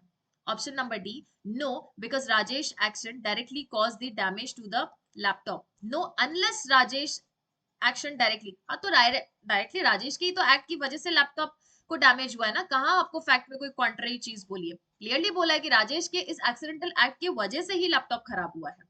So option number A is correct. Next question students. Ravi borrowed a rare book from his neighbor Shushma, who wanted it back after a month. Ravi एक बुक लेके गया. जनरली हमने देखा है कि हमारे पड़ोसी हमसे काफी सारी चीजें अक्सर मांगने आते रहते हैं, कोई दिक्कत की बात नहीं है.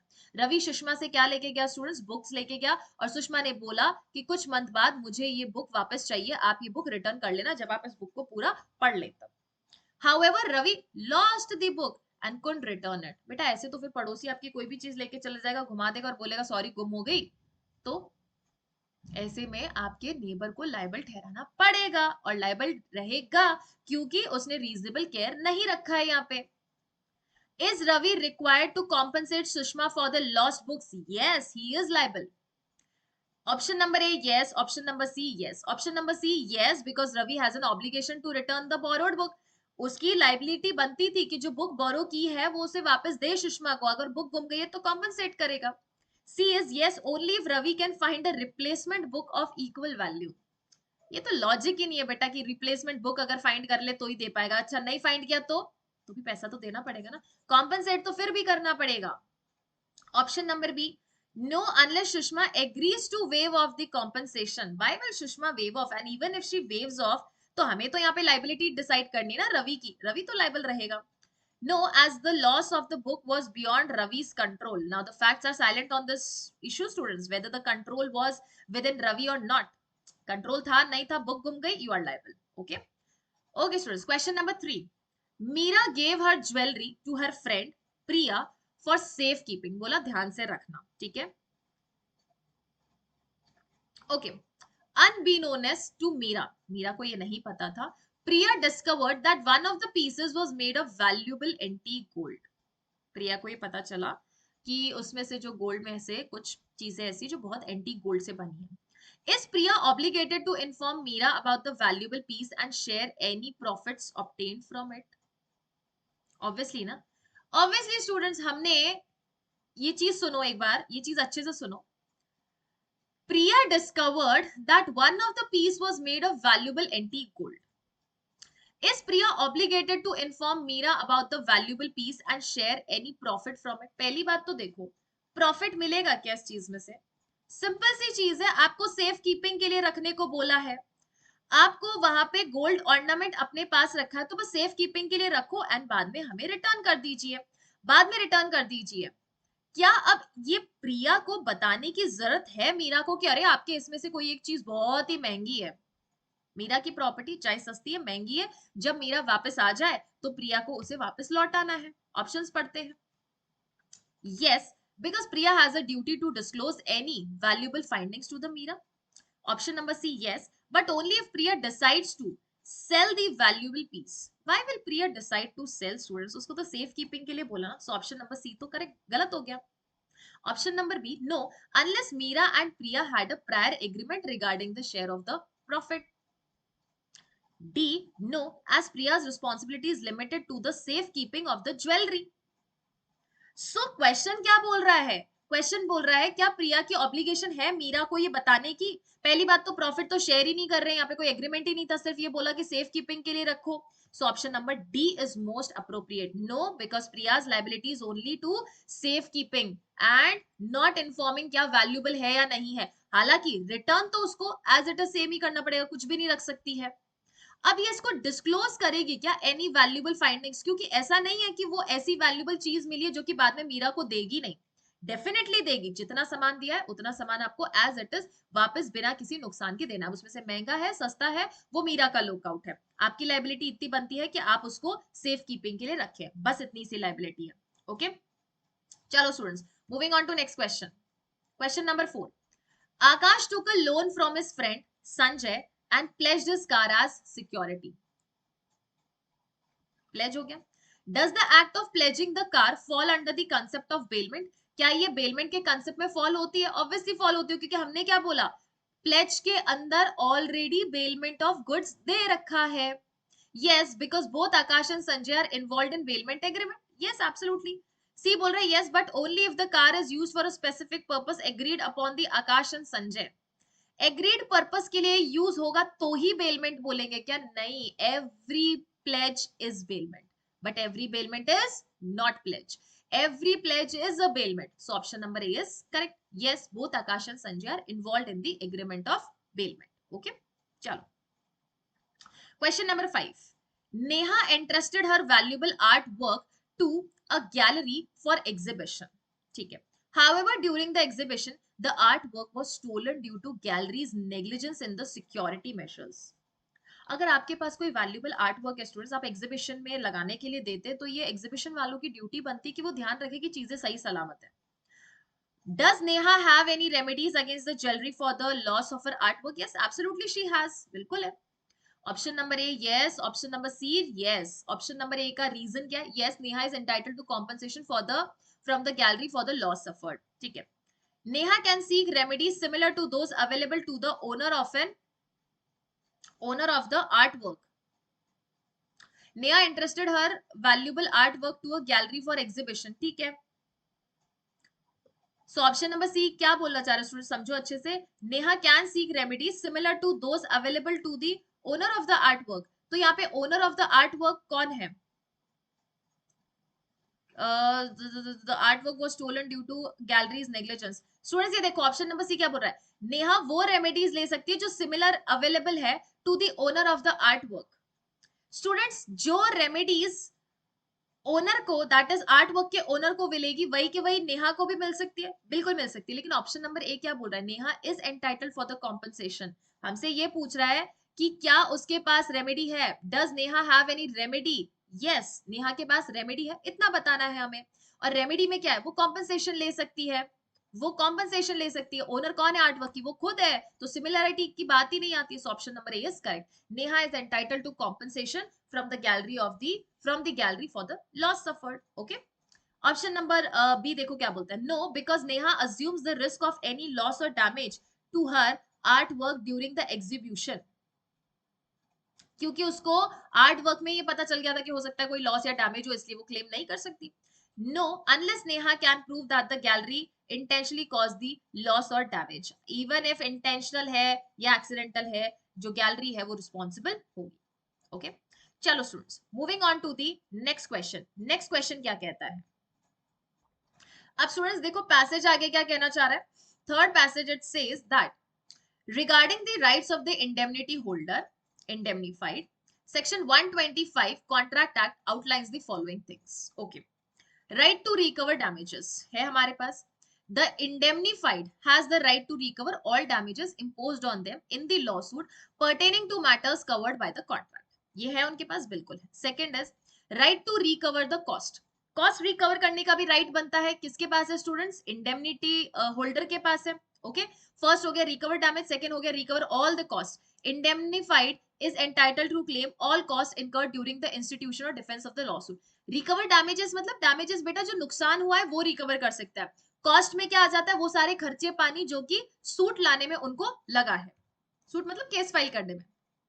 Third is right to recover sums paid under the compromise. अगर उन दोनों के बीच, पार्टीज के बीच कॉम्प्रोमाइज हुआ है तो कॉम्प्रोमाइज में क्या क्या पैसे की लागत हुई है वो भी इंडेमनिटी होल्डर क्लेम कर सकता है इंडेमनिफायर से.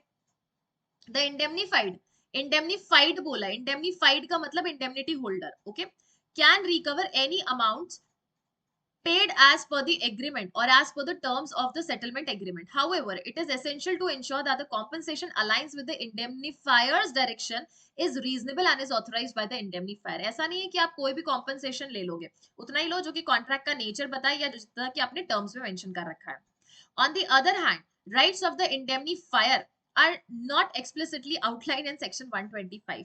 तो 125 ने बेटा indemnity holder का, इंडेमनिटी होल्डर के राइट्स और लाइबिलिटीज तो बता दिए, बट इंडेमनिफायर का कोई राइट्स एंड लाइबिलिटीज नहीं बताया. But with practice and with tradition indemnity holder के साथ साथ इंडेमनिफायर की भी राइट्स और लाइबिलिटीज हमें देखने को मिली है. It can be inferred that the indemnifier bears liability rather than possessing specific rights. So basically, contract of indemnity के अगर sections देखोगे तो वहां पे indemnity fire के indemnifier के rights कम और liability ज्यादा बता रखी है. Moving on to the concept of contract of guarantee, it involves a surety.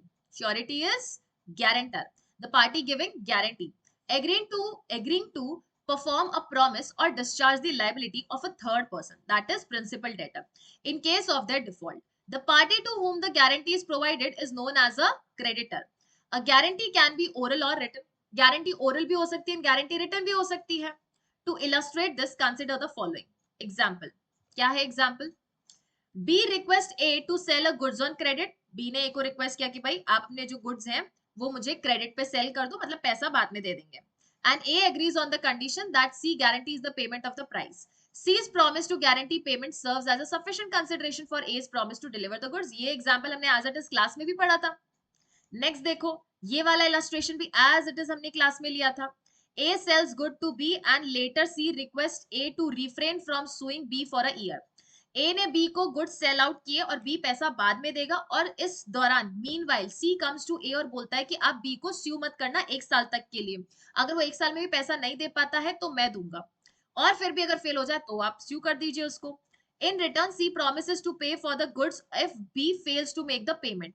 A agrees to do this और to accept the request. This agreement also constitutes valid consideration for C's promise. So moving forward students, देखो passage में आगे क्या बोला जा रहा है. It says bailment and pledge are two additional types of contracts worth mentioning. Bailment refers to the transfer of possession of goods from one party. एक party से दूसरी पार्टी को गुड्स को ट्रांसफर करना, not transfer but deliver to another party for a specific purpose. With the expectation of redelivery, इस expectation के साथ कि आपको क्या होने वाला है, ये रीडिलीवरी होने वाला है. This arrangement typically involves the safe keeping or utilization of the goods by the daily. तो ये क्या हो गया, bailment and pledge. Okay. On the other hand, a pledge involves the transfer of the goods as a security for debt or obligation. The party providing security is called as pledger and the party receiving is called as pledgee. हम इसको क्या बोल सकते हैं students, पॉवनर भी बोल सकते हैं, और क्या बोल सकते हैं स्टूडेंट्स, पॉवनी भी बोल सकते हैं. If the pledger defaults on their obligation, the pledgee has the right to sell the pledged goods to recover the debt. In the conclusion, contracts of indemnity, guarantee, bailment and pledge are distinct in the name and in their nature and purpose. Chalo students, let's begin with the question. It says, A contracts with B to indemnify B against any consequences arising from the business transactions with C. However, C brings a false lawsuit against B, causing significant financial loss to B. In this situation, what right does B, the indemnified person, possesses under the contract of indemnity? अच्छे से सुनो. ए ने क्या बोला students कि mister B, तुम्हें अगर सी के वजह से कोई भी लॉस हुआ तो I am going to save you. तो बेटा सी ने क्या किया, एक फॉल्स सूट लगा दिया. ये फॉल्स सूट लगाने की वजह से बी को हो गया ना लॉस, तो B will be entitled. B entitled होगा. देखो, however C brings a false lawsuit against B, तो यहाँ पे बी क्या होने वाला है, बी यहाँ पे कॉम्पेंसेशन डील कर सकता है, डिमांड कर सकता है ए से. Option number A, B has the right to recover damages, cost and sums paid under compromise from A, the indemnifier. ये तीनों चीजें हम कहां से, डैमेज, कॉस्ट, सम, ये हमने पढ़ा था अब भी पैसेज में. Rights of a indemnity holder section 125 expressly mention किया, तो ए इज करेक्ट. नेक्स्ट बोल रहा है B has no right of indemnified as the indemnified party, only A, the indemnifier has right under the contract. No, B is indemnity holder, बिल्कुल right बनता है उसका. C में बोल रहा है B has the right to recover damage and cost but not the sum pays under compromise. नहीं, तीनों right बनता है. Sum, damages, sum for the cost, sum for the compromise, cost and damages. D option बोल रहा है B has the right to recover damage from A, the indemnifier, but not cost and sum. तीनों चीजों का right बनता है students, तीनों चीजें मांग सकते हैं. Okay. Next question.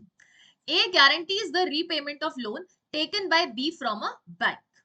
However, B defaults on the loan and the bank demands repayment from the A. A refuses to pay, stating that the guarantee was provided under the coercion. In this situation, what is the likely outcome under the law of contracts? देखो, एक bank था बेटा, bank से B ने पैसे लिए, B कौन, principal debtor, bank कौन, बैंक कौन है, क्रेडिटर। बी के लिए श्योरिटी कौन देने आया, ए श्योरिटी देने आया, ए कौन है, श्योरिटी है, ठीक है। ए ने बोला बैंक को कि इफ बी फेल्स टू पे, अगर ये फेल हो गया पे करने के लिए मैं आपको पे कर दूंगा, एंड बी फेल हो गया पे करने के लिए, B on default, B defaults in payment and the bank demands payment from A, surety को बोला तुम इधर आओ, तुम पेमेंट करो। ए ये रिफ्यूज कर रहा है बोलते हुए कि मेरे साथ कोर्जन हुआ है, मेरे साथ कोर्जन हुआ है। What do you think is the likely outcome students? So C option क्या बोलता है, ऑप्शन नंबर 1 बोल रहा है guarantee provided by A is voidable due to the coercion and A is not liable to repay the loan.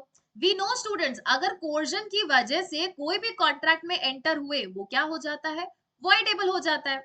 B बोल रहा है guarantee provided by A is valid and A is legally obligated to pay the loan. अगर ए बोल रहा है कि coercion हुआ है तो हम ऑप्शन नंबर ए के साथ जाएंगे, क्योंकि ए बोल रहा है कि कोर्जन हुआ है, तो हमसे ए का मत पूछा है कि ए के पार्ट पे हमारे गारंटी या कॉन्ट्रैक्ट ऑफ गारंटी का क्या रिस्पॉन्स रहने वाला है, या क्या नेचर रहेगा, या क्या अब उसका इफेक्ट होने वाला है, it will be voidable. Option number C बोल रहा है the guarantee provided by A is void, void नहीं होता है बेटा, फ्री कंसेंट नहीं है तो it is voidable. The guarantee provided by A is valid but A can claim damages from B for defaulting of the loan. तो बेटा valid होने के बाद आप डैमेजेस क्लेम नहीं कर सकते। Okay, moving on to next question, question number 3। A pledges his car to B as a security for a loan. However, A fails to repay the loan within the agreed upon time frame. A अपनी car pledge कर रहा है B को for a loan, A fail हो जाता है repay करने के लिए। In this situation what right does B the pledgee have under the contract of pledge? बेटा अगर वो रीपे नहीं कर पा रहा है तो वो रिकवर कर सकता है ना उस कार से। B has right to sell the pledged car and recover the loan amount from the proceeds. Sell कर देगा, और नहीं तो अपना पैसा कहां से चुकाएगा? वो कार किस लिए उसके पास प्लेज की गई थी, इसीलिए तो ना कि जो लोन अमाउंट लिया है अगर वो मैं रीपे नहीं कर पाऊं तो कार बेच के अपना पैसा चुकता कर लेना। So option number A is correct. दूसरा ऑप्शन भी पढ़ते हैं। B has no right as a pledgee, only A the pledgor has right under the contract. नहीं, ऐसे कैसे, दोनों दोनों पार्टीज को राइट मिलता है ना बेटा। B has the right to retain the possession of the pledged car until A repays. Possession तो पहले से था उसके पास, कागज जब दे दिए हैं तो कागज दिए ही तो इसलिए कि जब फेल हो जाए तो आप कार को बेच दीजिए। अब उसको रुकने की जरूरत नहीं है कि हमारा पॉवनर आएगा फिर हम इस कार को बेचेंगे, नहीं, पॉवनी खुद, दैट इज प्लेजी, खुद क्या कर सकता है, कार को सेल आउट कर सकता है। B has the right to demand additional collateral from A. Additional collateral देने के वजह से, additional collateral से उसके अमाउंट चुकता हो जाएगा क्या? नहीं। The first right that the pledgee or the pawny gets it कि आप रीसेल, या रीसेल नहीं, आप सेल कर सकते हो उस पर्टिकुलर गुड्स का जो कि आपको वहां पे प्लेज कर रखा है। Next question. A and B enter into a contract where A agrees to indemnify B against the losses resulting from the business transaction. A and B contract में एंटर हुए जहां पे ए ने एग्री किया किस चीज के लिए, बी को इंडेमनीफाई करने के लिए कोई भी लॉसेस अगर तुमको बिजनेस में हुए तो। However it is later discovered that the business transaction itself is illegal and against public policy, मतलब इनका कंसिडरेशन एंड ऑब्जेक्ट डे 1 से अनलॉफुल है। इन this situation what is the legal status of the contract of indemnity? हमारा ऐसा कोई contract हो ही नहीं सकता बेटा जिसमें ऑब्जेक्ट प्लस कंसिडरेशन, ऑब्जेक्ट या कंसिडरेशन मतलब और, नॉट टुगेदर बट और, तो क्या हो सकता है, ये वैलिड नहीं रहने वाला है। तो डे 1 से जहां पे स्टूडेंट्स कंसिडरेशन या ऑब्जेक्ट अनलॉफुल है, मैंने हमेशा क्या बोला है, वो वॉइड अग्रीमेंट होता है, सब्सिक्वेंटली नहीं है, डे 1 से वॉइड अग्रीमेंट होता है। ठीक है, तो ऑप्शन देखो, the contract of indemnity is valid, नहीं, and enforceable despite illegal nature, नहीं। Option number B, contract of indemnity is void, absolutely, because the object of the agreement is opposed to the public, opposed to the law and public policy, absolutely। C बोल रहा है contract of indemnity is voidable, no, क्योंकि voidable कौन से ground पे होता है बेटा, फ्री कंसेंट पे होता है। अगर फ्री कंसेंट नहीं है तो voidable होगा, यहाँ पे ऑब्जेक्ट एंड कंसिडरेशन की बात कर रहा है। Okay, contract of indemnity is valid but both the parties are equally liable, no, valid नहीं है। ठीक है, next question, question number 5। A guarantees the repayment of a loan taken by B from a bank. However, bank modifies the terms of the loan without the consent of A. याद आ रहा है student? सोचो सोचो सोचो, मैंने class में बताया था, दैट इज टर्मिनेशन या फिर discharge of the surety. Surety अपनी लाइबिलिटी से कब डिस्चार्ज हो जाता है? अगर प्रिंसिपल डेटर और क्रेडिटर ने आपस में कोई कॉन्ट्रैक्ट के टर्म्स को मॉडिफाई कर लिया जहां पे तुमने श्योरिटी को नहीं बताया। तो एक बैंक है, ए है, ए ने गारंटी दिया है किसको? इसका डायग्राम बेटा ऐसे बनेगा हमारे चार्ट के हिसाब से। देखो, बैंक थी, बैंक से पैसा किसने लिया? बी ने लिया, taken by B from the bank. Guarantee कौन देने आया? ए दे। ए कौन है? श्योरिटी। बी कौन है? Principal debtor. बैंक कौन है बेटा? क्रेडिटर। तो जब ए ने श्योरिटी दी है बैंक को, तो बैंक और बी ने खुद ने आपस में टर्म्स में मॉडिफिकेशन किया। देखो, however the bank modifies the terms of the loan without the consent of A, मतलब श्योरिटी को तुमने बताया ही नहीं। अच्छा, resulting in a higher interest rate. B defaults on the loan and the bank demands the payment from A based on the modified terms. B पे करने में fail हो गया और जो increased interest rate थी उस पर से A से पैसे मांग रहा है। A लाइबल होगा क्या? नहीं होगा। क्यों नहीं होगा बेटा? क्योंकि A को तो तुमने बताया ही नहीं है। In this situation, what is the likely outcome under the law of contracts? क्या लाइबल, क्या यहाँ पे लाइबल होने वाला है स्टूडेंट्स हमारा? बी, सॉरी, सी लाइबल होने वाला है। कत्ते लाइबल नहीं होगा। कैसे लाइबल हो जाएगा? नहीं लाइबल होगा बेटा। ठीक है, ओके। हमारा यस ऑप्शंस ये रहे। A is not liable to repay the loan due to the bank's modification of the loan terms without A's consent. Absolutely correct. Next पढ़ो। A is still obliged to pay the loan, but only based on the original terms agreed upon between A, B and the bank. C बोल रहा है A is liable to repay the loan based on the modified term as long as modification is within the reasonable range. Reasonable range क्या होता है? Bank के हिसाब से हो सकता है वो reasonable range हो, but what if surety के हिसाब से वो reasonable range नहीं है? तो C is wrong. D, A is only liable to repay the loan based on the modified term if A was made aware of the modification. If he was made aware, facts बोल रहा है कि he was not made aware before providing the guarantee. No, he was not made aware, without the consent लिया है। जब भी आपको modification करना है आपको तुरंत प्रभाव से श्योरिटी को पूछना है। बी ऑप्शन देखो क्या बोल रहा है। A still obligated to pay the loan, repay the loan based only, but only based on original terms agreed upon between A, B and D. बेटा जैसे ही यहाँ पे बैंक एंड बी के बीच न्यू मॉडिफिकेशन जैसे ही होता है, श्योरिटी तुरंत discharge हो जाता है। वो ओरिजिनल कॉन्ट्रैक्ट के लिए भी लाइबल नहीं रहने वाला है। So A is not liable to repay the loan due to the bank's modification of the loan term without A's concern. Clear है? So option number A is correct. चलो students, moving on to passage number 4, देखो क्या बोलता है। A bailment as defined under section 148 of Indian Contract Act refers to the delivery of commodities by one person to another, bailer to bailee, for a particular purpose, with the understanding that the goods will be returned or disposed according to the bailer's directives. तो bailment में ये होता है कि हम goods वापस return कर देंगे जैसा कि bailor direction दे। ध्यान रखना स्टूडेंट्स, गुड्स हमेशा हमेशा किस तरीके से जो है रिटर्न होते हैं? उसी तरीके से जिस तरीके से हमारा बेलर डायरेक्शन दे। ठीक है, आगे सुनो। This type of contract is governed under chapter number 9 of Indian Contract Act. The delivery of the possession is a crucial aspect of bailment of contract. Okay, as stated in 149, the delivery of the the delivery to the bailee can be accomplished through any action that puts the goods in the possession of the intended bailee or any person authorized to retain them on behalf. कहने का मतलब ये है कि जो delivery कर रहे हैं हम, किस चीज की? जो गुड्स की डिलीवरी कर रहे हैं हम बेली को, वो किसी भी ऐसे तरीके से हो सकती है जिससे कि बेली को हम गुड्स के पोजेशन में ला दें। किसी भी तरीके से हो सकती है बेटा। अगर मैं अपनी कार को मॉर्गेज कर रही हूँ, सॉरी, कार का अगर मैं प्लेज कर रही हूँ, कार का मॉर्गेज नहीं होता बेटा, कार का प्लेज होता है। अगर मैं कर रही हूँ तो मैं कार या तो पवनी के घर पे छोड़ के जा सकती हूँ या फिर उसको चाबी दे सकती हूँ, किसी भी तरीके से दे सकते हैं। कुछ इस तरीके से कि उस पर्टिकुलर चीज के ऊपर अथॉरिटी पोजीशन हमारे बेली के पास आ जाए या पवनी के पास आ जाए। Once the purpose of the bailment is fulfilled, the bailee must return the goods. ये तो basic essence है। Purpose of accomplishment means return of the goods to the bailer. The method and the manner of the return should be determined by the contract and the instruction of the bailer. किस तरीके से चीज लौटानी है? Car को धो के लौटाना है, चमका के लौटाना है, कवर में लगा के लौटाना है, कैसे लौटाना है, ये या तो कॉन्ट्रैक्ट के टर्म्स के अकॉर्डिंग हो जाएगा या जिस डायरेक्शन में बेलर बोल रहा है उस डायरेक्शन में। Section 160 states that it is the bailie's obligation to return or deliver the bailed items according to the bailer's directives without the need for a demand. तो सेक्शन 160 बोलता है कि बेली तुम्हारा ऑब्लिगेशन है, तुम्हारा राइट है, सॉरी लाइबिलिटी है कि तुम बेलर के डायरेक्शंस जैसा बेलर कहे उसके अकॉर्डिंग गुड्स को रिटर्न करो once the agreed upon time or purpose has been completed. ठीक है, तो without the need for a demand, बिना कोई डिमांड के, बिना कोई अतिरिक्त समय के आपको वो गुड्स वापस लौटाना है. The bailee on the other hand has the duty to exercise reasonable care in handling the bailed goods. क्या बोला स्टूडेंट्स? बेली का दूसरे हाथ पे ड्यूटी रहेगा. किस चीज का ड्यूटी है? Reasonable due care precaution, caution आपको सारे लेने हैं ताकि गुड्स को नुकसान ना पहुंचे, और अगर पहुंच गया तो ऑब्वियसली बात है ना, बेली रिस्पॉन्सिबल होगा. as if they were his own goods.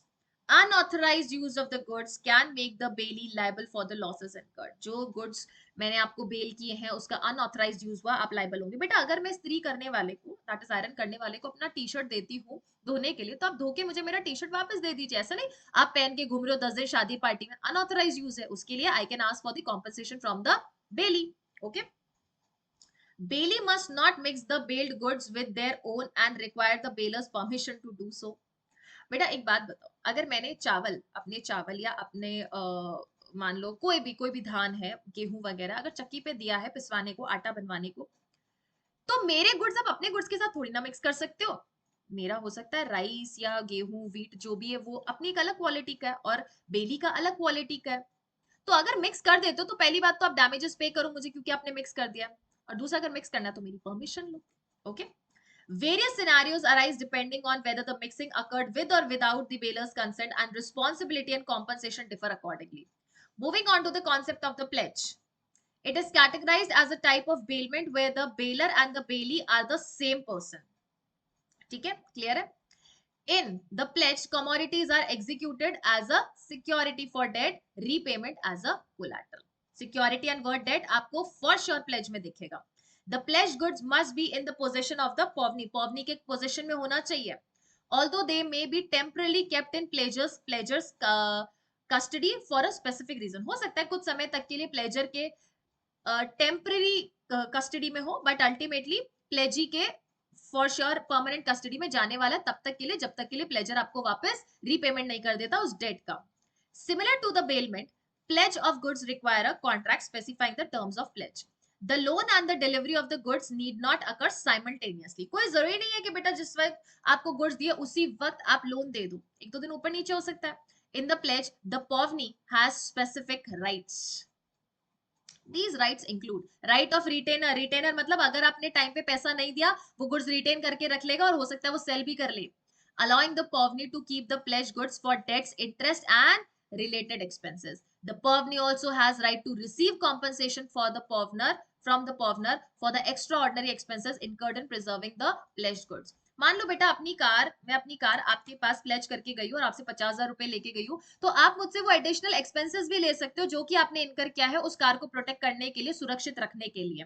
मान लो कहीं पे सेफ जगह पे आपने रखा और वहां पे रेंट दिया, तो आप वो चीज मुझसे भी मांग सकते हो कि मैम आपकी कार को सुरक्षित रखने के लिए हमने किसी रेंटेड एरिया में उस पर्टिकुलर कार को रखा था. ओके, चलो students, let's move on to the question. Question क्या कहता है? Mister Smith delivers a valuable antique watch to Mister Johnson for repair. Mister Smith ने मिस्टर जॉनसन को रिपेयर के लिए एक वाज दिया. They have signed a contract of bailment specifying that the vase should be returned to Mr. Smith once the repairs are complete. Mr. Smith ने ये बोला कि भाई एक बार तुम्हारा जो ग्लास जो है आप ठीक कर दो मेरा ग्लास, उसके बाद मुझे रिटर्न कर देना. However, Mr. Johnson, without seeking permission from Mr. Smith, decided to use the vase as a centerpiece in his shop until the repair can be done. अपना centerpiece उसका एकदम शो पीस नहीं कहते, वहां पे लगा दिया उस पर्टिकुलर अलमारी में जहां पर भी उसने लगा दिया, to show it as a centre piece of his shop without the consent of the Mr. Smith. Unfortunately, while the vase is on display, it gets accidentally knocked over and breaks. Vase display में लगा हुआ था, नीचे गिर के टूट गया. Based on the information provided in the passage, which statement accurately reflects the legal consequences of the scenario? क्या स्टूडेंट्स यहाँ पे मिस्टर जॉनसन लाइबल होगा? ऑब्वियसली मिस्टर जॉनसन लाइबल होगा ना, चीज दिए ध्यान रखो, और तुमको रिपेयर करने के लिए तो तुमने तो वहां पे शो केस में लगा दिया उसको. Mister Johnson is not liable, Mr. Johnson is liable and Mr. Johnson is liable. तो liability वाला पहले पढ़ते हैं. Mr. Smith is liable for the damages to the vase because he did not disclose any faults in vase. अरे fault थी क्या vase में? Fault थी vase में? Fault कोई नहीं थी vase में, ठीक है? C बोल रहा है Mr. Johnson is liable, mister Johnson liable होगा ना, क्योंकि उसकी दुकान में टूटा है, for the damages to the was because he acted inconsistently with the purpose of the bailment of the contract and made unauthorised use. जो चीज आपको बोली थी रिपेयर करने का, बोला था रिपेयर करते, आपने शो पीस में क्यों लगा, वहां पे लगा के और तोड़ और दिया, आप liable. Okay, option number A पढ़ते हैं। Mr. Johnson is not liable for the damage to the vase because he is professional repairman and has the right to use the vase for display. No. बिना mister Smith के या बिना baler के या बिना पॉवनर के पॉवनी ऐसी चीजों का अनऑथराइज्ड यूज नहीं कर सकता जहां वो अपनी अथॉरिटी एक्सटेंड कर दे या इनकंसिस्टेंट एक्ट कर दे। डी बोल रहा है Mister Smith and mister Johnson share equal liability for the damage. नहीं, मिस्टर स्मिथ इक्वल लाइबिलिटी क्यों शेयर करेगा बेटा, वो तो शॉप पे सामान दे के चला गया। Next question, mister Patel finds a lost wallet containing cash and identification documents on the street. Always remember, founder of lost goods की लाइबिलिटी कैसी होती है, बेली की होती है, एज इफ कि baler that is the owner of the lost goods आपको goods bell करके देके गया है। He takes the wallet and attempts to locate the owner but is unsuccessful.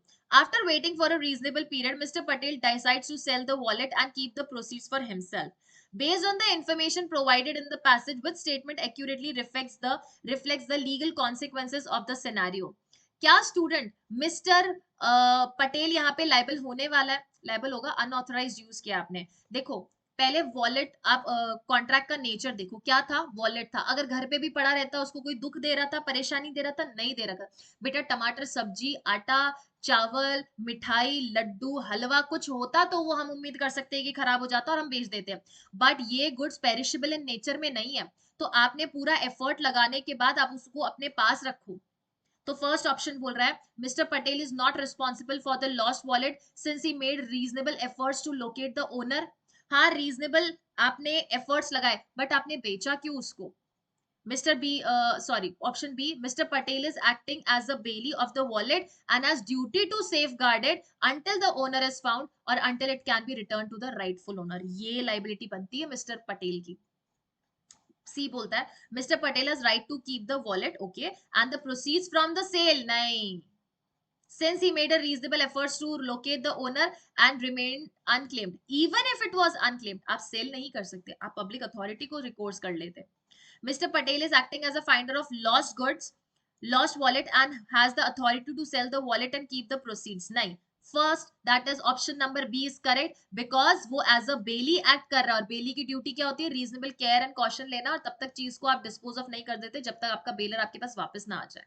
Okay, next question पे चलेंगे स्टूडेंट्स। मिस्टर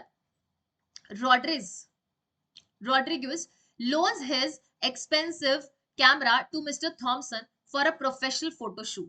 ठीक है, they have a written contract of bailment specifying that the camera should be returned to Mr.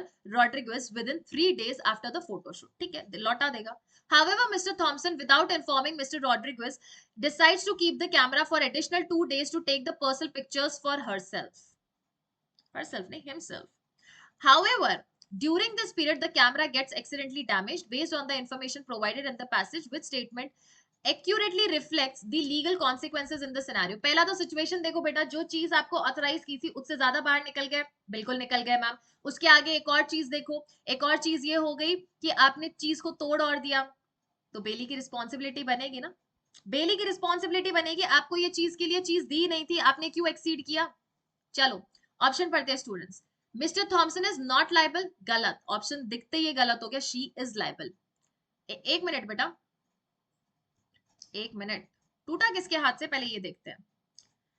हाँ जी हाँ जी हाँ जी हाँ जी, however mister Thomson without informing, yes mister Thomson liable होगा, तो मिस्टर रॉड्रिग्स वाले तो कैंसिल ही कर दो। मिस्टर रॉड्रिग्स इज लाइबल, नहीं। Both Mister Rodrigues and Thompson are liable, नहीं। बेटा रॉड्रिग्स क्यों लाइबल होगा, ये सोचो तुम, रॉड्रिगस क्यों लाइबल होगा, रॉड्रिगस की तो लाइबिलिटी नहीं है यहाँ पे। ओके, ए बोल रहा है Mister Thompson is not liable for the damage to the camera because she borrowed it for professional photoshoot and using it for personal pictures is within scope. Within scope नहीं है, बिल्कुल scope में नहीं है। Option number C, Mrs. Thompson is liable for the damage to the camera because she acted inconsistently with the purpose of bailment, keeping it beyond the agreed period and using it for personal purpose. In fact, तोड़ने के लिए भी liable है। So option number C is correct. Next question, students. Mr. Johnson pledges his valuable watch to a pawn shop owned by Mr. Anderson. जहाँ पे चीजों को गिरवी रखा जाता है, पॉनर की शॉप पे उसने रख दिया, किसने? मिस्टर जॉनसन ने मिस्टर एंडरसन के। तो मिस्टर जॉनसन कौन है students? He is a pleasure. And mister Anderson कौन है students? Mister प्लेजी। Mister Anderson is प्लेजी as a collateral for the loan. They have a written pledge agreement that states Mr. Johnson must repay the loan within 30 days to retrieve the watch. आपको ये 30 दिन के अंदर अंदर पैसा वापस देना है। जब पैसा वापस दे दोगे तो 30 दिन के अंदर अंदर पैसा वापस देने पर आपको आपकी घड़ी मिल जाएगी। However, Johnson fails to repay the loan within the specified time frame and Mr. Anderson decides to sell the watch to recover the loan amount. कर सकता है, बिल्कुल कर सकता है। Based on the information provided in the passage, which statement accurately reflects the legal consequences in the scenario? तो अब देखो, Mr. Anderson is not allowed to sell the pledge watch until he gives Mr. Johnson an extended period. कोई जरूरी नहीं extended period देने का, आप तुरंत सेल कर सकते हो। Mr. Johnson is released from his obligation to repay the loan since Mr. Anderson failed to provide sufficient notice before selling the pledge. Notice देना भी कोई जरूरत नहीं है, पैसेज नहीं बोलता है बेटा, ना हमने पढ़ा है इसको क्लास में। Mr. Anderson has a right to sell the pledged watch after giving Mr. Johnson reasonable notice for the sale, and if the sale proceeds exceeds the loan amount, Mr. Anderson must return the exceeded funds. ये option most appropriate है। देखो बेटा कितना brief में इसको explain कर रखा है। That is, Mr. Anderson आप sale कीजिए provided कि आप notice भी दे दो साथ में, and अगर मान लो आपसे लोन उसने 5000 का लिया है, सेल प्रोसीड्स आपकी 7000 की निकली है, तो जो एडिशनल 2K है वो वापस हमारे जॉनसन को रिटर्न कर दो। ये ऑप्शन कहना चाहता है, so option C is correct. D भी पढ़ लेते हैं। Mister Johnson has right to reclaim his watch without repaying the loan. ना, विदाउट रीपेइंग द लोन आप क्लेम ही नहीं कर सकते हैं। ओके, चलो next question students. Mister Davis loans his laptop to mister Evans for a week so she can complete a project. Mister Davis ने अपना लैपटॉप लोन किया है, loans his laptop to Miss Evans for a week. They have a verbal agreement that Miss Evans will return the laptop to Mr. Devins in the same condition. Verbal agreement, oral agreement भी allowed है. However, while using the laptop, Miss Evans accidentally spills coffee on it, causing irreversible damages. Irreversible damages means अब वो ठीक नहीं हो सकता, irreparable है. Based on the information provided in the passage, which statement accurately reflects the legal consequences in the scenario? देखो, mister एवेंस is not liable, गलत है, आप लाइबल हो। बिल्कुल बेटा, एक्सीडेंटली भी अगर चीज हो गई ना, किसी भी तरीके से हो गई, नुकसान हो गया, you are liable. Okay, for the damage of the laptop because accidents can happen. अच्छा, एक्सीडेंट्स कैन हैपन तो मतलब आप एक्सीडेंट करके चीजों से अपना हाथ फेर सकते हो, ऐसा नहीं है। Okay, Mister Davis is liable for the damage to the laptop because he did not disclose any fault. अरे फॉल्ट तो था ही नहीं, चीज में फॉल्ट था ही नहीं, तो मिस्टर डेविस क्यों लाइबल होगा? उल्टा उसने तो मिस एवेंस को दिया है गुड्स, अपना लैपटॉप की आप अपना काम कर लीजिए, प्रोजेक्ट कर लीजिए। C is Miss Evans is liable for the damage to the laptop because she failed to exercise reasonable care, or reasonable care is one of the duties of the bailor and bailee in handling the bailed good and cause the damages through her negligence. तो बेली की जो duty है, बेली ने, that is Miss Evans ने यहाँ पे नहीं निभाई है। डी बोल रहा है both Mr. Davis and Mr. Evans share equal liability for the damage to the laptop because they did not have a written contract. अच्छा, कॉन्ट्रैक्ट तो ओरल भी हो सकता है। ओके, चलो students, moving to the last passage for the day. अब ये देखते हैं कि ये पैसेज आपका किससे डील करता है। देखो क्या लिखा है, for a contract of agency. Okay, agency से हमारे पास चीजें आ चुकी है। तो बेटा दो पैसेजेस हमने डील किए इंडेमनिटी और गारंटी के, दो पैसेज हमने डील किए हैं बेलमेंट और प्लेज के, और एक जो लास्ट पैसेज है दैट इज फिफ्थ पैसेज, हम डील कर रहे हैं एजेंसी से। For a contract of agency to be valid, the person employing the agent must have the legal capacity or competency to engage in the act for which they employ the agent. Minor or individual with unsound mind are generally unable to appoint agent and legally represent them. बेटा minor and unsound mind generally agent हम appoint नहीं कर सकते, लेकिन ये standard rule नहीं है।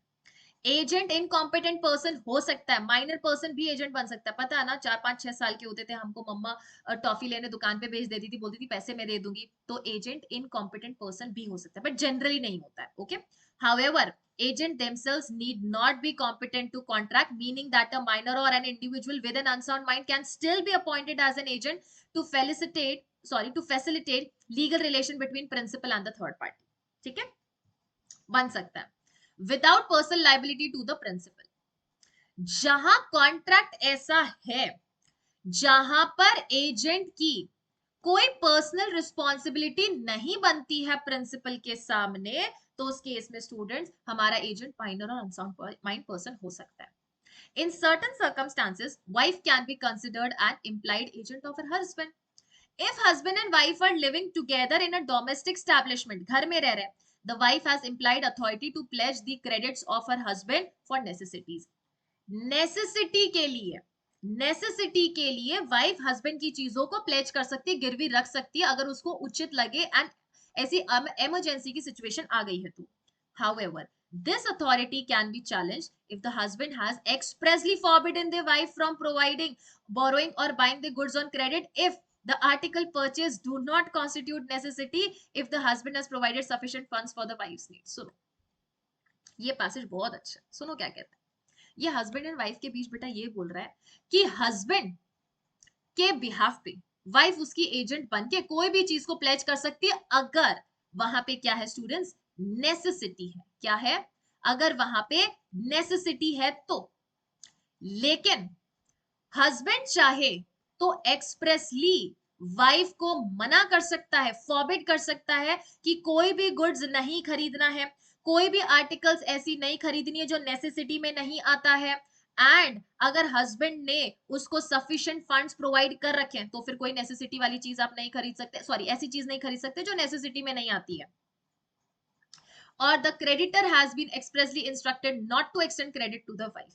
या फिर हस्बैंड ने जाके किसी थर्ड पर्सन को बोल दिया कि मेरी वाइफ तुम्हारे पास आए तो उसको पैसा मत देना, ठीक है. तो ऐसी चीजों के लिए अगर वाइफ एक्ट करती है तो वहां हस्बैंड उसका प्रिंसिपल के रूप में लायबल नहीं होगा, वाइफ पर्सनली लायबल रहेगी.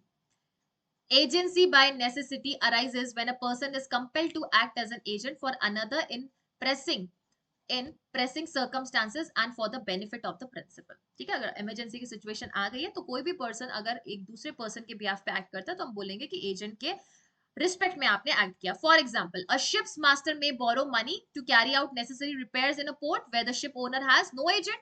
बिल्कुल, अगर शिप ओनर का बेटा कोई एजेंट नहीं है तो शिप ओनर खुद से क्या, शिप मास्टर क्या कर सकता है? शिप मास्टर, देखो शिप किसी और की है, शिप को चलाने वाला शिप मास्टर है, वहां पे कोई एजेंट नहीं है शिप ओनर का, तो शिप मास्टर खुद से उस पोर्ट को बचाने के लिए या मैं कहूं तो शिप की रिपेयर के लिए खुद से पैसा उस पर लगा सकता है. Okay, in such case the agent does not require explicit authorisation from the principal. तो यहाँ पे बेटा शिप मास्टर को शिप ओनर से कोई एक्सप्रेस ऑथराइजेशन की जरूरत नहीं है.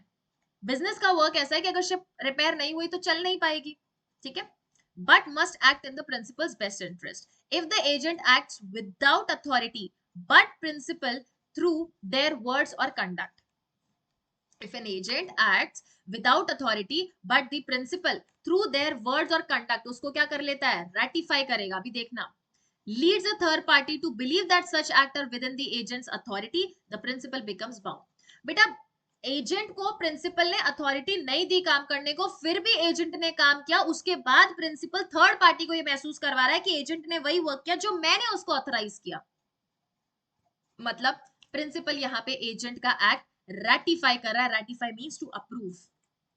This concept is known as agency by estoppel, where the principal is stopped from denying the agent's authority. अब principal agent का unauthorized act को reject नहीं कर सकता या मना नहीं कर सकता because principal ने agent का वो act ratify कर लिया third person के सामने. For instance, if a principal remains silent when an agent declares themselves as a principal's agent, the principal is responsible for the consequence. Ratification occurs when a principal accepts and adopts an act performed by agent without prior authorization. बेटा मैंने आपको class में कुछ नहीं बोला था और आप क्लास में जाके 50 चॉकलेट्स लेके आ गए कि चलो मैम का बर्थडे तो मैम के बिहाफ पे सबको बांट देते. मैंने बोला था 50 चॉकलेट बांटने को? नहीं, पर तुमने बांट दी. तो मैंने बोला अच्छा ठीक है कोई बात नहीं, बांट दी, मैं पैसा दे दूंगी. दैट मीन्स मैंने आपका ये एजेंसी का वर्क रैटिफाई कर लिया, कंफर्म कर लिया, आई विल बी लायबल. अब मैं मना नहीं कर सकती ये बोल के कि आप मेरे एजेंट्स नहीं हो या वो एक्ट आपने मेरी एजेंसी या मेरी अथॉरिटी में नहीं किया. अब ये माना जाएगा जैसे कि मैंने ही आपको ऑथराइज किया था वो एक्ट करने के लिए. To be legally valid, ratification must satisfy several conditions, including the act done in the principal's name, the principal's existence, competence to the contract at the time of the act, and ratification, the legality of the act, full knowledge of the material facts, ratification relating to the entire act, and the absence of prejudice to the third party. इन सारी चीजों की knowledge हमारे principal को होनी चाहिए, कब? Ratification करने से पहले। क्या एक्ट किया, कितने का माल ले गया, कितने को नुकसान पहुंचा है, क्या क्या चीजें हैं, मैं कॉम्पिटेंट हूं कि नहीं हूं, कौन एक्ट कर रहा है, लीगैलिटी है कि नहीं है एक्ट की, ये सारी चीजों का जब नॉलेज हमारे प्रिंसिपल को होता है तभी वो रैटिफिकेशन कर सकता है। Ratification has a retrospective effect. Retrospective effect mean students back date से आप किसी चीज को अप्रूव कर रहे हो या लागू कर रहे हो, making the agent's action binding on the principal from the moment of the initial act. Retrospective effect का मतलब ये हो गया है कि यहाँ पे हमारा प्रिंसिपल एजेंट के वो एक्ट्स को बैक डेट से इफेक्ट दे रहा है जो कि उसने पहले कर लिए थे। ठीक है स्टूडेंट्स, चले आगे। चलो क्वेश्चन नंबर 1 ये क्या कहता है? John and Mary are married and live together in a domestic establishment. Okay. Mary goes to a local store and purchases expensive jewelry on credit, claiming to be acting on behalf of her husband, John. The store owner believes Mary is authorized to make purchases on John's behalf. Later, John discovers the purchases and refuses to pay the outstanding amount. Who is responsible for the payment? Mary ने क्या किया? Mary गई, jewellery खरीद ली। Mary का husband कौन? John. Mary ने बोला मैं खरीद रही हूँ, पैसा जॉन दे देगा। बाद में जॉन को पता चलता है कि आपकी वाइफ पैसे लेके गई है, आपकी बिहाफ पे एक्ट किया, आपकी वाइफ आपकी एजेंट, आप प्रिंसिपल, पैसा दो। शॉपकीपर मांग रहा है। क्या स्टूडेंट्स जॉन लायबल रहेगा यहाँ पे? जॉन लायबल क्यों रहेगा? पहली बात तो देखो लायबिलिटी किसकी पूछी, who is liable? Mary is liable. Why Mary is liable? Because Mary ने पर्सनल कैपेसिटी में चीजें खरीदी है, ज्वेलरी, एक्सपेंसिव ज्वेलरी, कोई नेसेसिटी नहीं है यहाँ पे जो बोल रही है हस्बैंड लायबल हो जाएगा। अगर वाइफ बिना पूछे हस्बैंड के इतनी महंगी चीज लाई है जो कि नेसेसिटी में नहीं आती है और वहां शॉप पे जाके बोल रही है कि हस्बैंड पे कर देगा, हस्बैंड मना कर सकता है बिकॉज वो नेसेसिटी में नहीं आती है। क्लियर है? और हर सिचुएशन में वाइफ हस्बैंड की एजेंट बन के एक्ट नहीं कर सकती बेटा, अब पर्सनली लायबल रही है आप। तो option number B, Mary is responsible for the payment because she made the purchase without John's explicit authority. ठीक है, अप्रोप्रिएट है। और पढ़ते हैं, John is responsible for the payment because Mary is his wife and she acted within his her implied authority as an agent. नहीं, ऐसी कोई authority दी नहीं थी, पैसेज बोल ही नहीं रहा है कि जॉन ने ऐसी कोई अथॉरिटी दी थी उसको। एंड वाइफ के हर एक्ट के लिए क्या हस्बैंड लायबल रहेगा? नहीं रहेगा बेटा। सो ऑप्शन नंबर 1 कैंसिल हो जाता है। The store owner is responsible. भाई स्टोर ओनर क्यों रिस्पॉन्सिबल होगा बेटा? पति पत्नी के बीच का मामला, स्टोर ओनर क्यों रिस्पॉन्सिबल होगा? नहीं। अच्छा, for the payment because they should have verified John's authorisation. नहीं बेटा, थर्ड पार्टी का इसमें कोई लेन देन नहीं है। Okay, both John and Mary are responsible for the payment as they jointly liable for any debts incurred by them. नहीं, joint liability arise नहीं होगी बेटा। Option number B is correct. Next question, Sarah appoints David as her agent. Sarah appoints David as her agent to sell a car. David, without Sarah's knowledge or authorization, sells the car to the third party. ठीक है, सरा ने appoint David को किस लिए किया था? Car को सेल करने के लिए। डेविड ने सरा की नॉलेज और ऑथराइजेशन के बिना कार थर्ड पार्टी को सेल कर दी। The third party believing David had an authority to sell the car pays him the agreed amount. Pay कर दिया थर्ड पार्टी ने डेविड को। When Sarah finds out, she refuses to transfer the car's ownership to the third party. What is the legal consequences? What is the legal consequences of the unauthorized sale? बताओ students, अब इसमें से क्या जो है valid चीज रहने वाली है? सुनो, सरा ने अपॉइंट किया डेविड को to sell as an agent to sell her car, car बेचने के लिए। मतलब आप एक अच्छा बायर ढूंढ के लाओ। डेविड ने सरा की नॉलेज और ऑथराइजेशन के बिना नॉलेज एंड बिना ऑथराइजेशन के उसने कार थर्ड पार्टी को सेल कर दी। डेविड का यहाँ पे काम क्या था? अच्छे से सेलर को ढूंढ के लाना, लेकिन उसने तो सेल भी कर दी। थर्ड पार्टी को ये लग रहा था कि डेविड के पास इतनी अथॉरिटी थी और उसको अमाउंट भी पे कर दिया।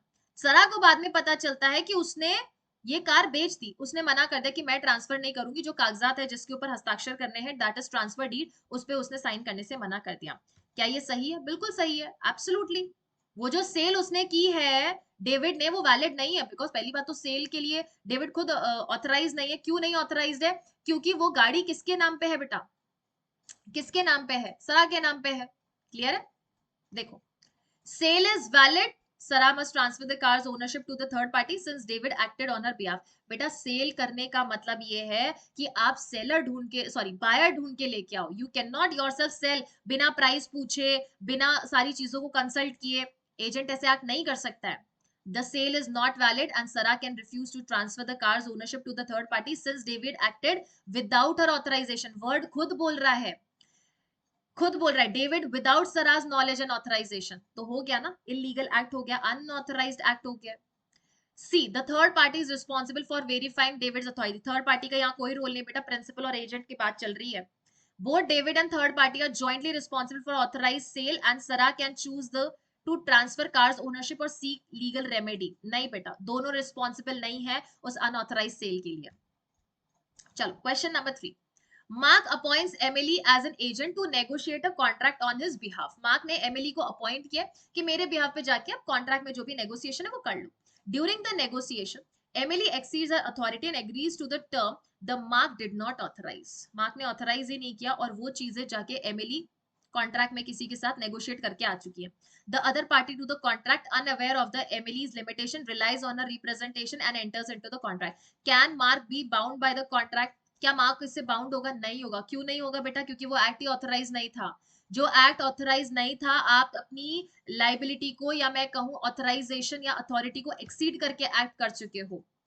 सो नो, यस, वॉइड। चलो ऑप्शन नंबर ए पढ़ते हैं। Yes, Mark is bound by the contract because Emily acted on the behalf even if she exceeded. Exceed तो होते ही हमारा प्रिंसिपल लाइबल नहीं होता। B, no, Mark is not bound by the contract because Emily exceeded her authority and the party should have verified her authority. ठीक है, तो यहाँ पे उसने अथॉरिटी एक्सीड किया। ऑल तो बेटा अदर पार्टी की कोई जिम्मेदारी नहीं बनती है अथॉरिटी फाइंड आउट करने की, but half, that is first half of the option is absolutely correct. C बोल रहा है the contract is void since Emily exceeded her authority and both Mark and the other party are released from their obligation. नहीं, नहीं बेटा नहीं, mark release हो जाता है, अदर पार्टी रिलीज नहीं होती है, सिर्फ मार्क रिलीज हो जाएगा। अब वो एजेंट जाने और वो पार्टी जाने। क्लियर है? Mark can choose to be bound by the contract? No. Choose, जब अथॉरिटी एक्सीड कर लेता है ना बेटा, चूज नहीं कर सकता।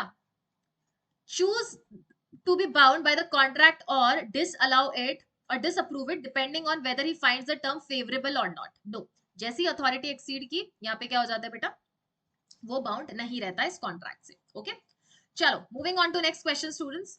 Alex appoints Rachel as agent to lease his apartment to a tenant. उसने रेचल को अपॉइंट किया, एलेक्स ने रेचल को अपॉइंट किया ताकि वो उसके अपार्टमेंट को लीज कर सके।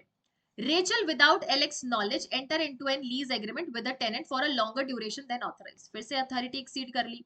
When Alex discovers the extended lease he decides to accept the situation.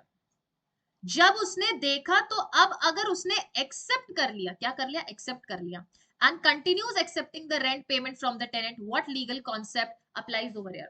बेटा माना कि उसने एक्सीडेड अथॉरिटी कर ली, लेकिन एक्सीड करने के बाद अगर एलेक्स फिर भी उसको एक्सेप्ट कर लेता है उस एक्सीडेड अथॉरिटी को, ये क्या हो जाता है, रेटिफिकेशन हो जाता है। क्या हो जाता है, रेटिफिकेशन। देखते हैं ऑप्शंस क्या बोल रहे हैं। Okay, agency by necessity, agency by estoppel, ratification और implied agency. It is ratification. Okay, moving on to the last question for the day students. Last question क्या कहता है, देखो last question says Sarah hires Jessica as her agent to sell her car. Sarah ने hire किया Jessica को as her agent to sell her car. ठीक है, आगे सुनो। Jessica acting within her authority finds a buyer enters into a valid sale contract. Authority के अंदर रह के, ठीक है, okay. However, before sale is finalized, Sarah changed her mind and revoked Jessica's authority. इससे पहले कि सेल फाइनलाइज होती, सरा ने अपना माइंड चेंज कर लिया और जेसिका की अथॉरिटी रिवोक कर ली। What is the legal consequences of Sarah's revocation? सरा के रिवोकेशन से क्या हो जाएगा स्टूडेंट्स? अगर सरा ने रिवोकेशन कर दिया है, जेसिका की अथॉरिटी खत्म हो गई, तो वो सेल भी इनवैलिड हो जाएगी। सेल भी इनवैलिड हो जाएगी बिकॉज अभी तक सेल फाइनलाइज नहीं हुई है। सेल फाइनलाइज नहीं हुई मतलब सेल एग्रीमेंट नहीं बना अभी तक। ओके, द रिवोकेशन और revocation is effective and Jessica's authority is immediately terminated, nullifying the sale contract. जैसे ही रिवोकेशन इफेक्ट में आता है स्टूडेंट, जेसिका की अथॉरिटी इमीडिएटली खत्म हो जाती है और वो सेल भी नलीफाई हो जाएगा, वो फिर सेल नहीं होगी। Okay, so option A mark करते हैं इसको, आगे चलते हैं। Revocation is ineffective and Jessica remains authorised to finalise.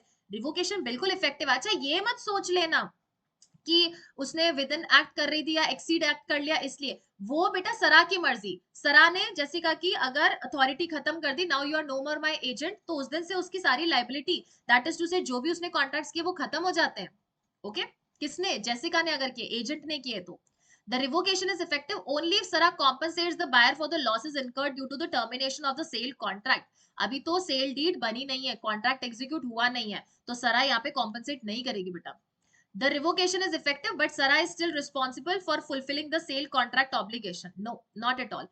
तो आपका revocation effective हो जाता है और आपकी जैसिका की लाइबिलिटी खत्म हो जाती है. एंड क्योंकि अभी तक सेल फाइनलाइज नहीं हुआ है, तो जो आपने मियर कॉन्ट्रैक्ट किया है वो क्या हो जाता है, यहाँ पे रिवोक हो जाता है. That is to say contract भी नलीफाई हो जाएगा. ओके, क्लियर है. चलो students, so these were the things that we had in today's segment. और आज हमने पढ़ा क्या क्या था, फटाफट से रिवाइज करेंगे. आज के सेगमेंट में स्टूडेंट्स हमने इंडेमनिटी पढ़ा, हमने इसके साथ ही गारंटी पढ़ा, हमने बेलमेंट पढ़ा, इसके साथ हमने एक और क्या चीज पढ़ी, प्लेज पढ़ा, और हमने एजेंसी पढ़ा. तो इनके जो माइन्यूट कीवर्ड्स है, टर्म्स है, जो मैंने आपको बताया है कि आपको ध्यान रखना है, इन चीजों का ध्यान रखते हुए अगर स्टूडेंट्स क्वेश्चंस को सॉल्व करेंगे तो उम्मीद है कि आपके आंसर्स करेक्ट निकलेंगे. सो यस, मिलेंगे अब अगले सेशन में स्टूडेंट्स, जहां पे हम न्यू सब्जेक्ट को स्टार्ट करेंगे और उनके सारे क्वेश्चंस को भी डील करेंगे. So that was all from my side in today's session. I hope you all have enjoyed this session. We will meet in another new segment. Till then, thank you so much.